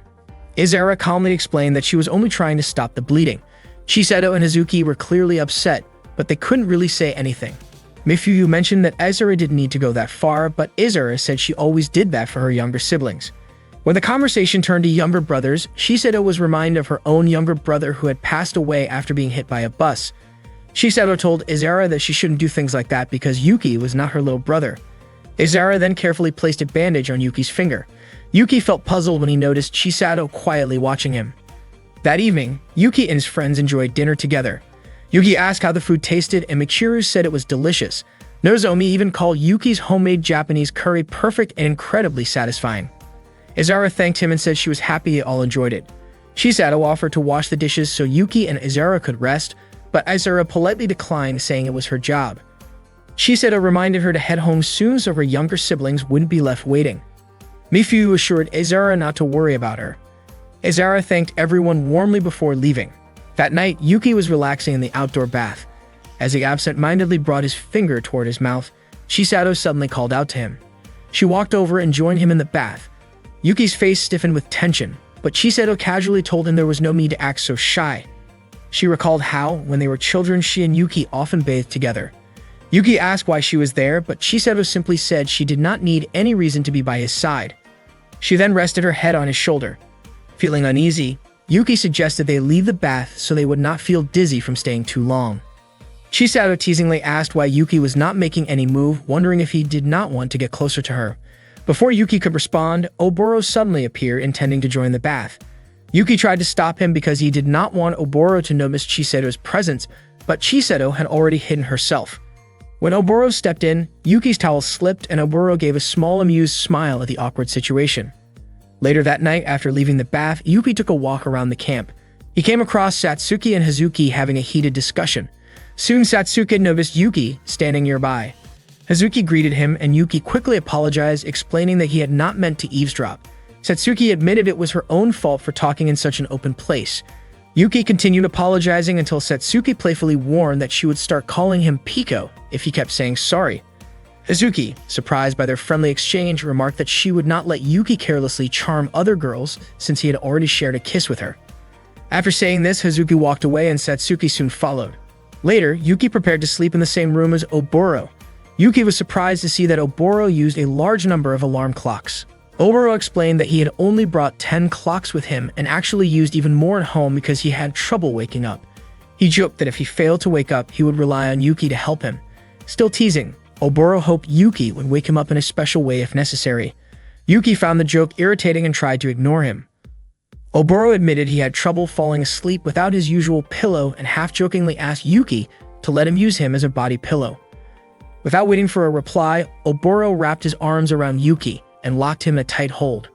Yuki struggled to move but could not escape. After half an hour, Yuki urgently needed to use the restroom and tried to free himself, but Oboro refused to let go. Yuki finally pretended to hear Mohaiji's voice to distract him, and the trick worked. Oboro released him, allowing Yuki to hurry out. On his way, Yuki spotted Hazuki sitting alone in the garden. Concerned, he approached her. Hazuki, who seemed a bit unsteady, nearly lost her balance, and Yuki quickly helped her. She was clearly tipsy and repeatedly asked for affection in her cheerful, uninhibited state. Yuki carefully supported her and guided her back to the campsite. Since male students were not allowed inside the girls' area, he stopped at the entrance, but Hazuki insisted that he help her all the way to her room. Most of the girls were already asleep, but Chisato was still awake and heard Hazuki's voice outside. Yuki escorted Hazuki inside, but as he quietly closed the door, another girl caught sight of him and shouted. The commotion woke several girls, who immediately began searching for the intruder. Yuki managed to hide and quickly looked for a safe place. He ended up near Satsuki's room, and Satsuki promptly helped him inside. A few moments later, the girls knocked on Satsuki's door, asking if she had seen anyone suspicious nearby. Satsuki calmly denied it and asked if the person had done anything inappropriate. The girls replied that nothing harmful had happened, but said they would continue to check the area. Satsuki reminded them to stay calm so as not to disturb those sleeping and told them to make sure all the girls locked their doors. After the group left, Yuki thanked Satsuki for saving him. She warned him that he still was not completely safe and reminded him that entering the girls' area was against the rules. Yuki admitted he had not realized how serious the situation looked and asked why Satsuki was willing to help him. Satsuki explained that she was starting to understand him better and believed he had a reason for being there.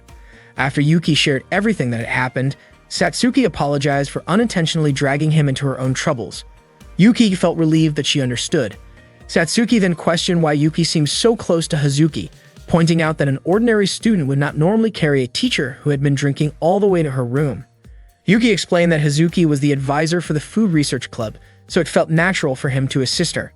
Satsuki argued that Yuki should have called a female club member instead to avoid any misunderstandings and hinted that she suspected there might be something more between Yuki and Hazuki. Yuki firmly denied it, but Satsuki remained doubtful and half-jokingly warned that if he was lying, she might tell everyone what had happened that night. Yuki never expected Satsuki to sound so threatening, but she explained that she only wanted to know what really happened. Satsuki said she would act as if nothing had ever happened as long as Yuki told her the truth. She asked whether Yuki had really kissed Hazuki, and Yuki admitted it. although he insisted that it was just an accident. Satsuki moved a little closer and said she suspected Yuki had felt like he had no real choice, and that because of the unexpected kiss, Yuki had stayed near Hazuki when she was drunk. Satsuki believed it showed that Yuki cared about her. Yuki admitted that he neither disliked nor loved Hazuki. Hearing that, Satsuki felt relieved and, as promised, said she would let the incident from that night go. Yuki thanked her and prepared to leave, but Satsuki asked if he was sure about stepping out of the room. According to her, some of the girls were still wandering the hallway, so she suggested he wait in her room for about an hour until things calmed down. Yuki said he did not want to bother Satsuki any longer, which made her ask for a small favor in return so that he would not feel guilty. To Yuki's surprise, Satsuki casually took off her jacket and gave him a playful smile. Meanwhile, Chisato helped Hazuki back to her room. That night, Mikuru stood alone on the rooftop, quietly gazing at the sky. That night, Yuki was still at the camp and hiding inside Satsuki's room. From the outside, their conversation sounded suspicious, as if they were up to something inappropriate, but in reality, they were simply playing Japanese chess. Satsuki ended up winning the game and teased Yuki by calling him a terrible player. Once again, she gave him a strange nickname, which Yuki clearly did not like. Meanwhile, the girls were on patrol in the hallway, wondering why the intruder had not been caught yet. Satsuki told Yuki that the girls probably would not stop searching until they found him. Yuki asked how he could get out of the situation, and Satsuki offered him two options.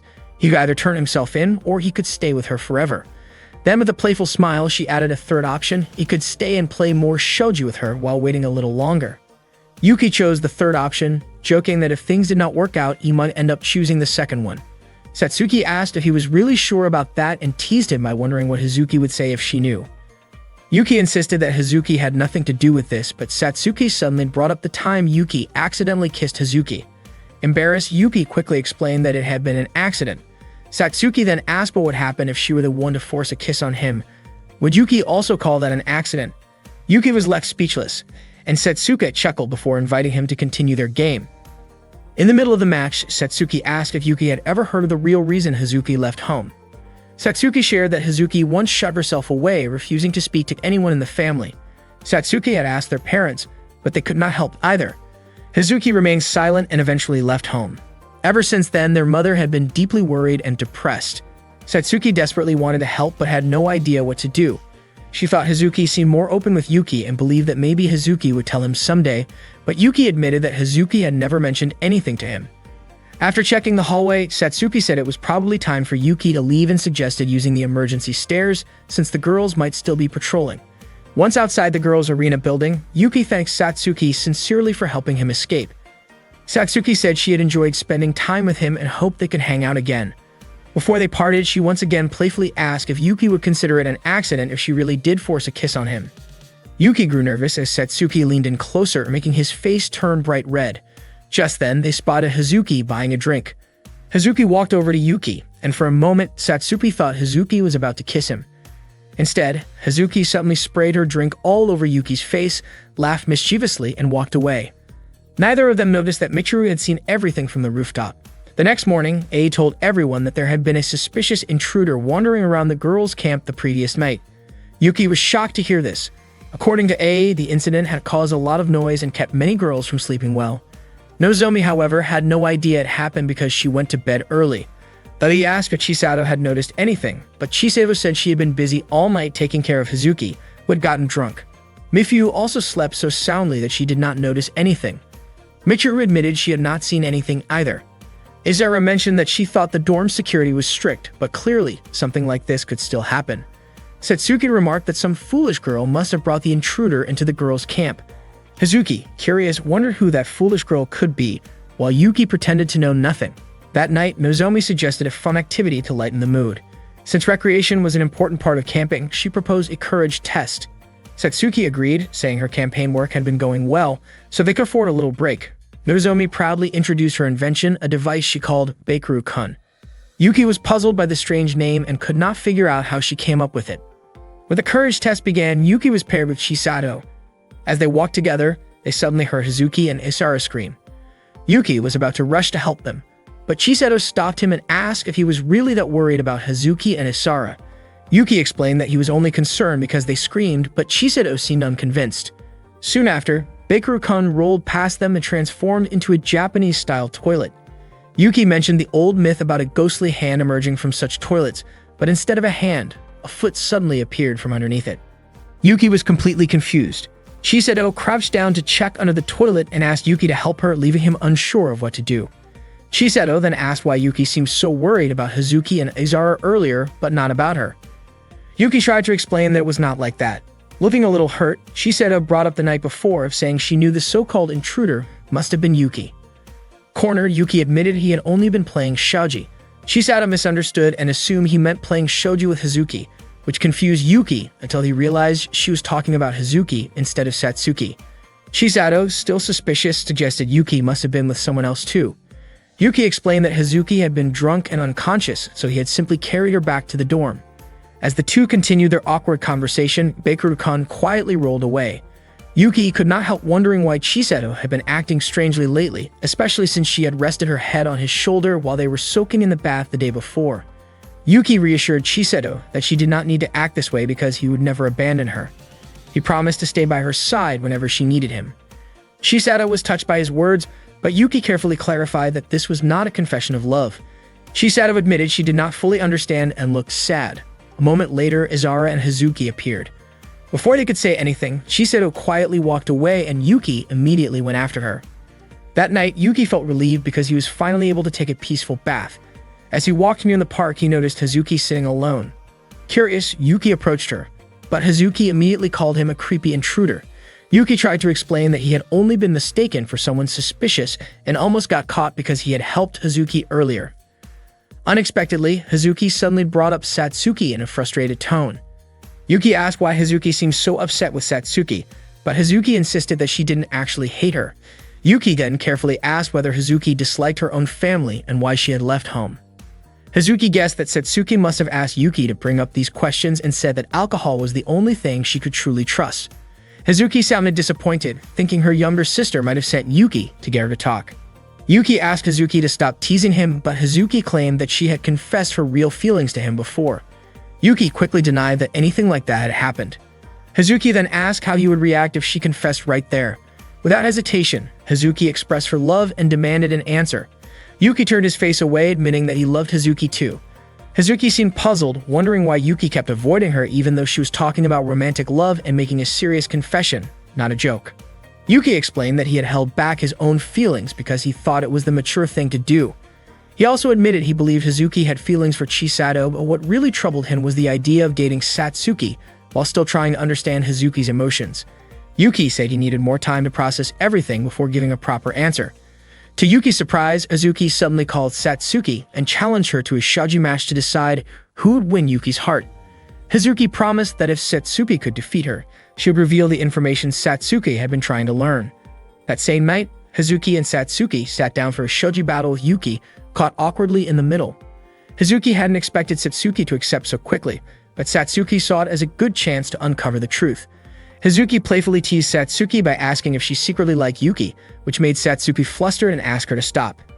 Satsuki suspected Hazuki might be drunk, but Hazuki confidently claimed that she was sober enough to know what she was doing. Satsuki became irritated and threw one of the shogi pieces in frustration. Hazuki smirked and suggested that Satsuki should learn more about love, but Satsuki calmly replied that she simply wasn't reckless like Hazuki. Hazuki smiled again and teased Satsuki, saying she acted as if she were some kind of pure and untouchable girl. The conversation suddenly took a sharper turn when Hazuki mentioned Satsuki's mother. Hazuki said that Satsuki's mother had been their father's second wife. Satsuki demanded that Hazuki stop talking about her mother in that way, but Hazuki continued, explaining that Satsuki's mother had once been their father's companion before marrying him after Hazuki's own mother passed away. Hazuki pointed out that Satsuki was fortunate to have been born after the marriage because if she had been born earlier, people might have looked down on her for coming from an unrecognized relationship. Satsuki was clearly upset and told Hazuki to stop. Hazuki then suggested that Satsuki must be happy that she had left home, which pushed Satsuki to her limit. Satsuki slapped Hazuki, but Hazuki only smiled and asked whether Satsuki was giving up the game. Hazuki then boldly claimed Yuki as her prize, but Satsuki refused to quit. She continued the match and declared that if she won, Hazuki would have to go home and apologize to their mother. Despite Satsuki's determination, Hazuki skillfully pushed her into check several times. During a match, Hazuki reached for a drink but couldn't find any beer in Satsuki's room.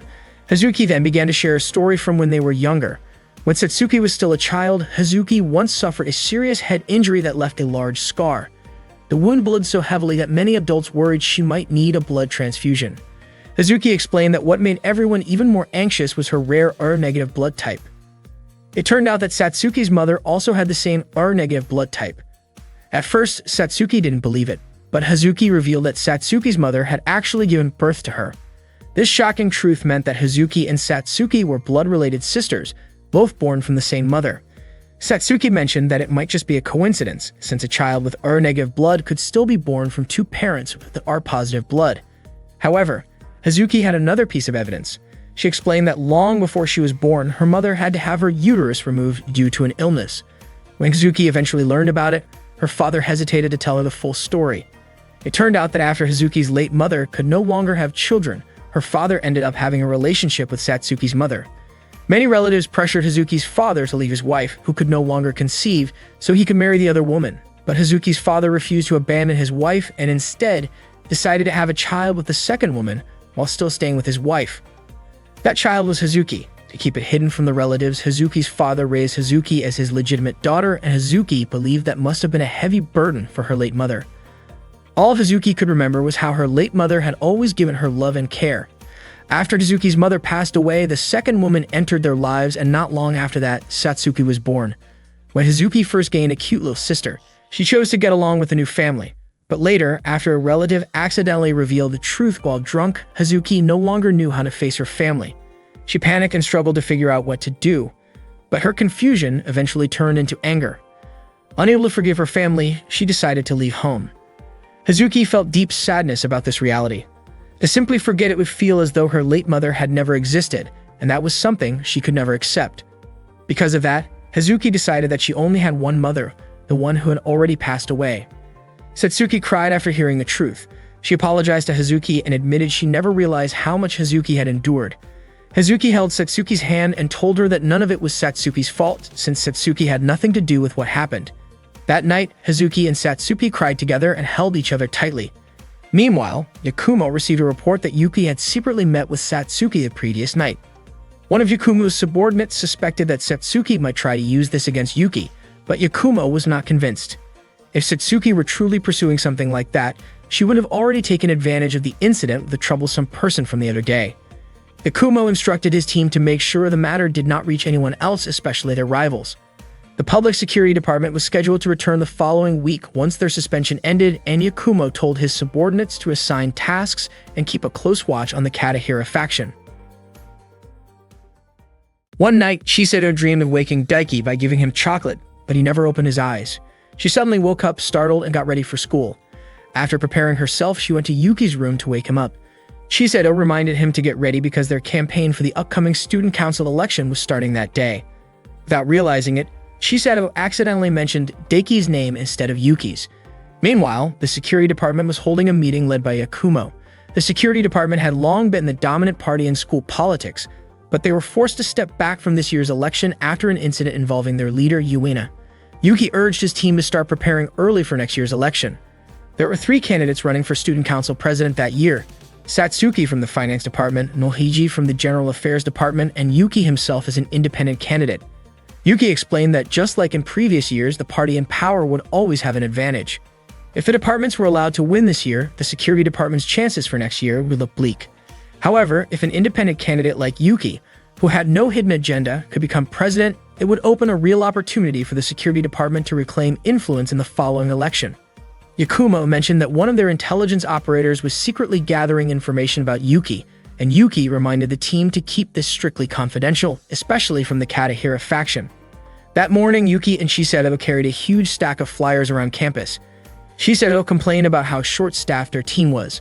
As they headed down the stairs, a girl suddenly bumped into Yuki and fell. Yuki quickly apologized, and Shiseto worriedly asked if she was okay. The girl assured them she was fine, and Yuki helped her to her feet. Curious, the girl asked if Yuki was one of the candidates for student council president.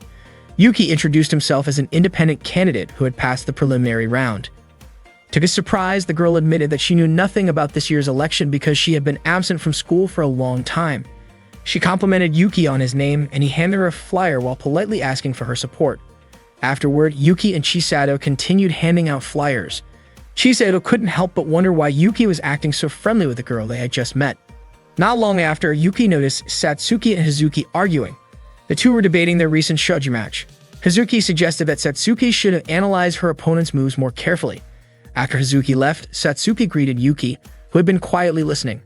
Yuki asked what was going on, thinking that Satsuki and Hazuki had already made up. Satsuki explained that Hazuki had tricked her, insisting that she should have been the winner of their game. Hazuki had apparently distracted her with a story from the past, which threw her off. Yuki reassured Satsuki that the outcome wasn't a big deal, pointing out that Satsuki probably wanted to hear Hazuki's story anyway. Satsuki, however, stressed that the situation mattered because Yuki had been the prize for the winner of their shogi match. Embarrassed, Satsuki quickly asked Yuki to forget she said anything. At that moment, Chisato appeared and questioned what they were talking about. Yuki froze, unable to explain in front of her. He introduced Chisato as the head of his campaign team. Satsuki clarified that there was no secret deal or hidden arrangement between her and Yuki regarding the election, assuring Chisato that it was nothing to worry about. She mentioned that they were simply discussing a personal matter. Chisato was caught off guard by that statement, and Yuki quickly asked Satsuki not to describe it that way. Afterward, Chisato seemed upset with Yuki, though she denied it when he asked. Yuki tried to clarify that he hadn't been discussing anything election-related with Satsuki, but Chisato's frustration came from Yuki being too close to her rival. The two eventually regrouped with their team to continue distributing flyers. Ai and Ki scolded them for arriving late, and Chisato apologized, explaining that something unexpected had delayed them. Just then, Hazuki appeared and thanked Yuki for helping her resolve her disagreement with Satsuki. Yuki insisted that he hadn't done anything, but Hazuki smiled and said it was thanks to him anyway. Chisato quietly grew annoyed at how comfortable Hazuki seemed around Yuki. Later, Nozomi proudly showed off a device she had invented that could transform into a winner's stage. Mifuyu was thrilled by the creation, while Oboro noted that it matched Yakumomo's prediction that students would naturally be drawn to the setup as they arrived at school. Mifuyu revealed that she had secured the location for their campaign event. During all this excitement, Chisato became distracted as she watched a pair of siblings playing together nearby, which reminded her of Daiki. Yuki thanked Mifuyu for her hard work, and the team began rehearsing their skit, although Chisato chose not to participate and instead urged everyone to focus on their campaign duties. Not long after, Higaka arrived with a message from the ASP stating that she had been assigned to report to Yuki throughout the election period. Yuki happily welcomed her as a collaborator. The flyer distribution team was divided into groups, with Oboro, Isara, and Michiru handling the handouts, while Ai and Ki were assigned by Nozomi to generate power for the winner's stage. Once everyone was in position, the campaign kicked off. Ai and Ki pitted to supply electricity to the stage. Yuki delivered an energetic speech to the gathered students, and the rest of the team worked hard to distribute flyers to the crowd. At the same time, Satsuki gave her own public speech elsewhere on campus. Meanwhile, the General Affairs Department gathered in their room, excited about their strong chance to win this year, especially since the Security Department had been excluded from the election and they had gained a powerful ally. During his speech, Yuki spoke about his plan to stop the club reform policy. Chisato, Oboro, and Mifuyu encouraged the students to support an independent candidate who aimed to improve the academy. Michiru worked hard to hand out flyers, and Izara joined her in distributing brochures. However, a group of female students who often bullied Izara suddenly appeared, forcefully taking the flyers away. They claimed that scholarship students had no right to participate in the election. Izara calmly asked them to return the flyers. Yuki noticed what was happening, stopped his speech, and quickly went to help Izara. He firmly called out the girls, but they were surprised that Yuki would defend a scholarship student. Yuki felt angry, but Chisato stopped him and reminded him not to resort to violence, especially because he was in the middle of the campaign. Although Yuki was frustrated, Chisato pleaded with him to keep his temper. A short while later, two members of the security department arrived and asked the bullying girls to show their student ID cards. The girls tried to insist they had done nothing wrong, but the security department members had witnessed everything. Eventually, the girls handed over their IDs. The officers reminded them that they had violated student rule number 7 regarding respectful relationships with others, which required students to treat everyone with respect regardless of age, gender, or status. They also pointed out that the girls had broken the rule against harassment, even though the girls argued that they had not used physical violence. The officers clarified that verbal harassment counted as a form of violence. The case would be handled further by the security department. Shortly after, Hazuki arrived and asked what was going on. Chisato assured her that everything was under control and that the situation had been resolved. Izara expressed her gratitude to Yuki and the others. She admitted that she often experienced mistreatment from her classmates and had grown used to it, but she was actually more frightened of the security department members. Izara shared that one day, a scholarship student in her class had been called in by the security department and ended up so traumatized that she stopped coming to school entirely. Hazuki asked if that girl's case was related to the Yuina incident. Later, Yuki and his friends gathered in the food research club room, where Higaka explained the details of the Yuina incident. It began when an anonymous source reported to the security department that a scholarship student had stolen from the school's co-op store. Yuina, who was the head of the security department at the time, overstepped her authority during the investigation and even revealed the suspect's name despite a lack of solid evidence. Hazuki added that as a result, harassment toward the accused student increased, and eventually the student could no longer handle the pressure and dropped out of school. Hidaka revealed that the accusation was eventually proven to be false and Yuina was suspended for her mishandling of the case. Later on, Yakumo returned as the head of the security department while also serving as the student council president. According to Hazuki, the situation became somewhat calmer after Yakumo's return, but the security department never fully addressed the deeper issues. Izara once again thanked Yuki for helping her. Yuki said he was glad his actions made a difference for her. Hidaka playfully commented that Yuki looked really cool, though unfortunately, she had not managed to take a photo of him. Oboro pointed out that the scholarship system was supposed to support students both academically and financially. Hidaka explained that the policy was adopted to increase student enrollment without lowering the school's academic standards. The system allowed scholarship students to work for partner companies, and their earnings would help fund their education. Scholarship students, however, were prohibited from having part-time jobs so they could focus on the school-assigned work, and they were also not allowed to join clubs. Hazuki praised the scholarship students for their hard work and dedication. Nozomi stated that scholarship students should never face harassment and should take pride in their efforts. Yuki added that he wanted to include a new statement in his financial report.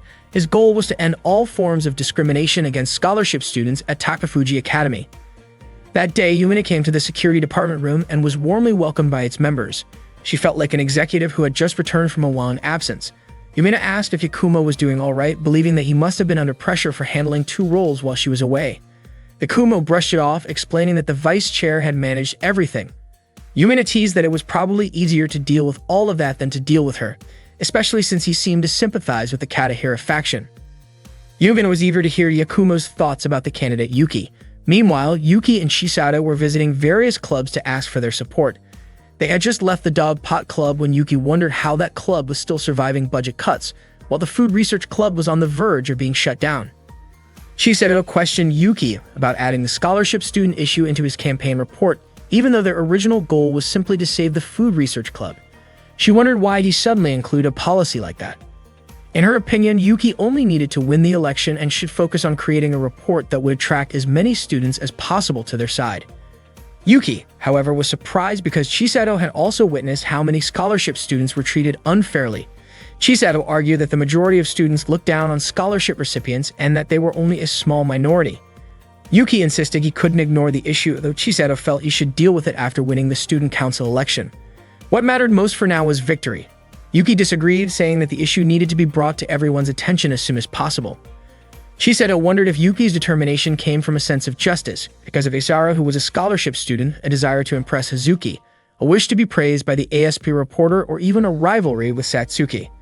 Yuki was confused as to why she would think that way. Chisato admitted she simply didn't want Yuki to leave her behind. With tears in her eyes, she asked why he was drifting away. Yuki reassured her that he was right there with her, promising that he would always stay by her side and never go anywhere. Later that afternoon, Yuina and Yakumo discussed Yuki.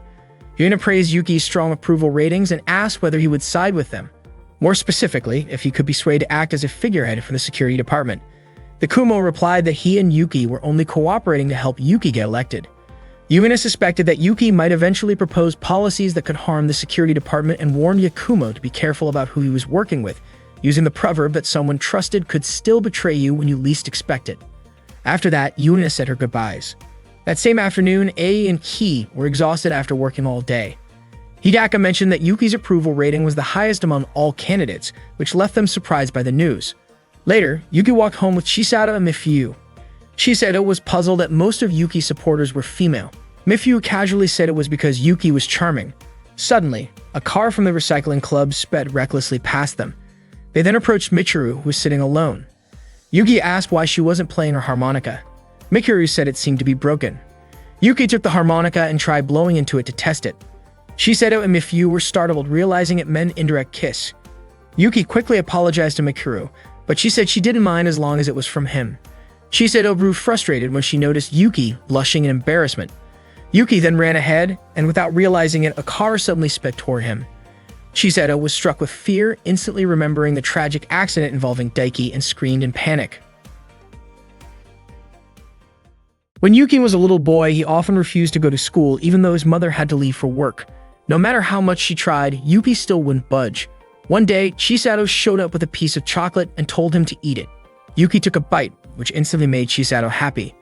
From that day on, Shiseido kept giving Yuki chocolate whenever they played together, whether it was at the park or in his room. But one day, Yuki suddenly refused the chocolate. He said he didn't want to eat it anymore. That simple moment triggered a painful memory for Chisato, reminding her of the time Daiki refused to eat chocolate with her before a tragic accident. Overwhelmed with emotion, Chisato began to cry, apologizing and pleading for Daiki not to disappear from her heart. Seeing her like that, Yuki picked up the chocolate and ate it after all.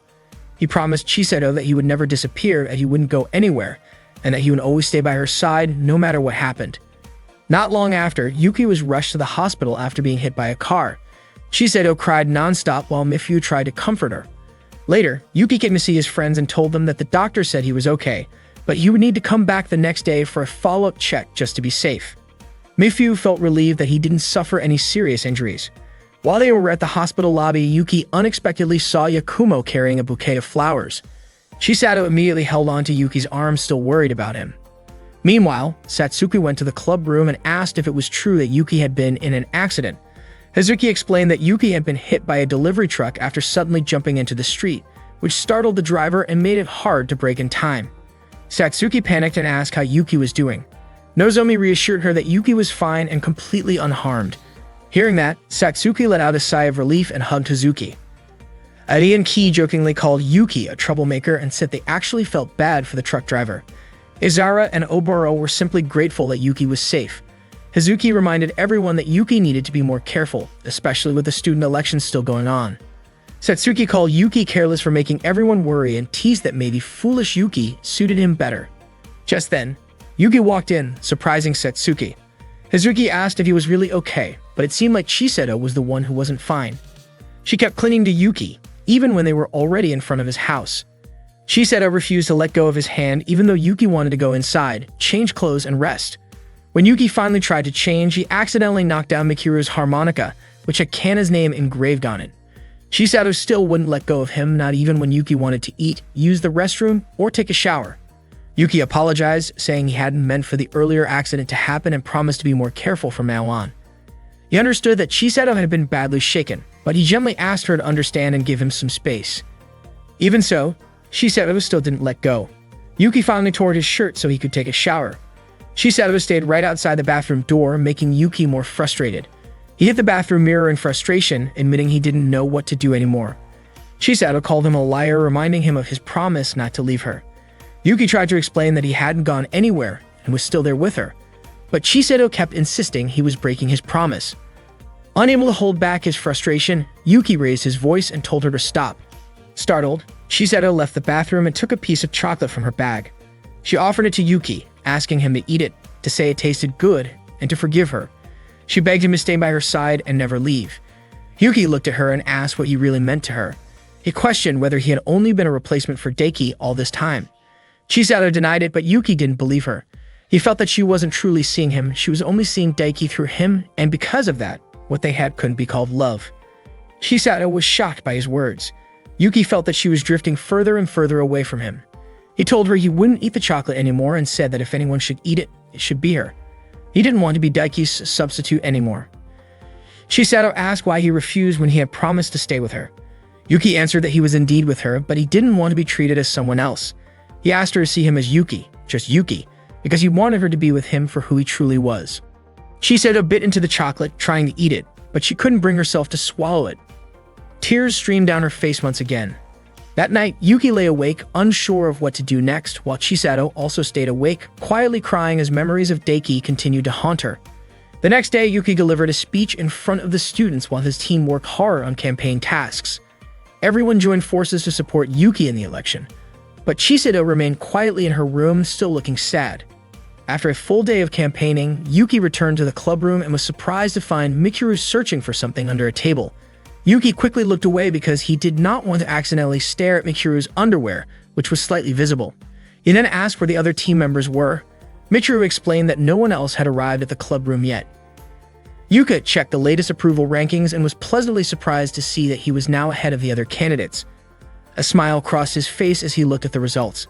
Mikuru studied Yuki's expression and remarked that the colors she sensed around his body seemed to show a hint of unease. She wondered if it was because Chisato had not come to school.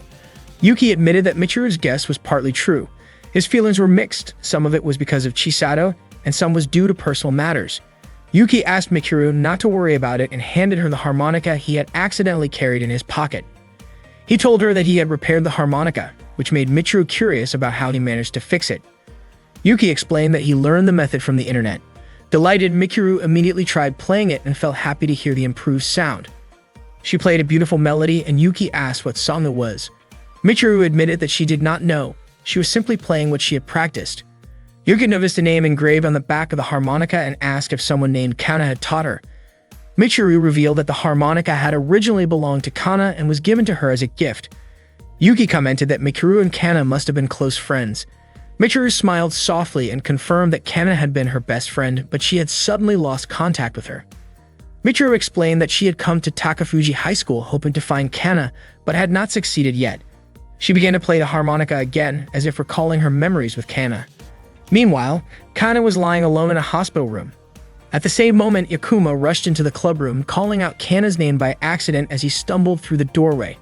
Startled, Yuki and Mikuru looked at him in surprise. Yakumo quickly apologized, explaining that he had tripped at the entrance. He then asked about Chisato, saying he had been unable to reach her. Yuki told him that Chisato was feeling unwell and needed to rest. Yakumo mentioned that Chisato had asked him for advice the day before and that he had wanted to discuss it further. Curious, Yuki asked what kind of advice they were talking about. Yakumo then questioned Yuki about his plan to address discrimination against scholarship students in his campaign report. Yuki admitted that he was still working on the policy and was unsure of the best approach. Yakumo firmly advised Yuki to drop the idea and warned him not to bring up anything related to scholarship students during the election. Yuki pointed out that some students were experiencing bullying, but Yakumo's tone turned serious as he stated that this was no longer a request but an order. Yakumo reminded Yuki that their group was supporting his candidacy to ensure his victory, not to push personal opinions that might jeopardize the election. In Yakumo's view, sensitive issues like that could be addressed after Yuki was elected, but if he lost now, nothing could be done. Yakumo explained that noble calls for change would remain empty unless Yuki first gained the platform and resources needed to turn ideals into reality. He emphasized that Yuki should understand the importance of strategy in making his vision achievable. That day, Yumina called Katahira, feeling confused about why Yakumo was still working with Yuki. She thought it was a waste of time since she had already made her own plans. Yumina promised to protect Takafuji's traditions, and she also had a request for Katahira. On the same day, Yuki went to the hospital for a follow-up checkup. While handling the paperwork at the administration desk, he noticed Kimika, who was also there for treatment because of a problem with her contact lenses. Kimika asked why Yuki was visiting the hospital, and he explained that he was only getting a checkup after his recent accident. Kimika looked concerned and then accidentally dropped one of her contact lenses. As Yuki helped her search for it, he suddenly spotted Yakumo passing by.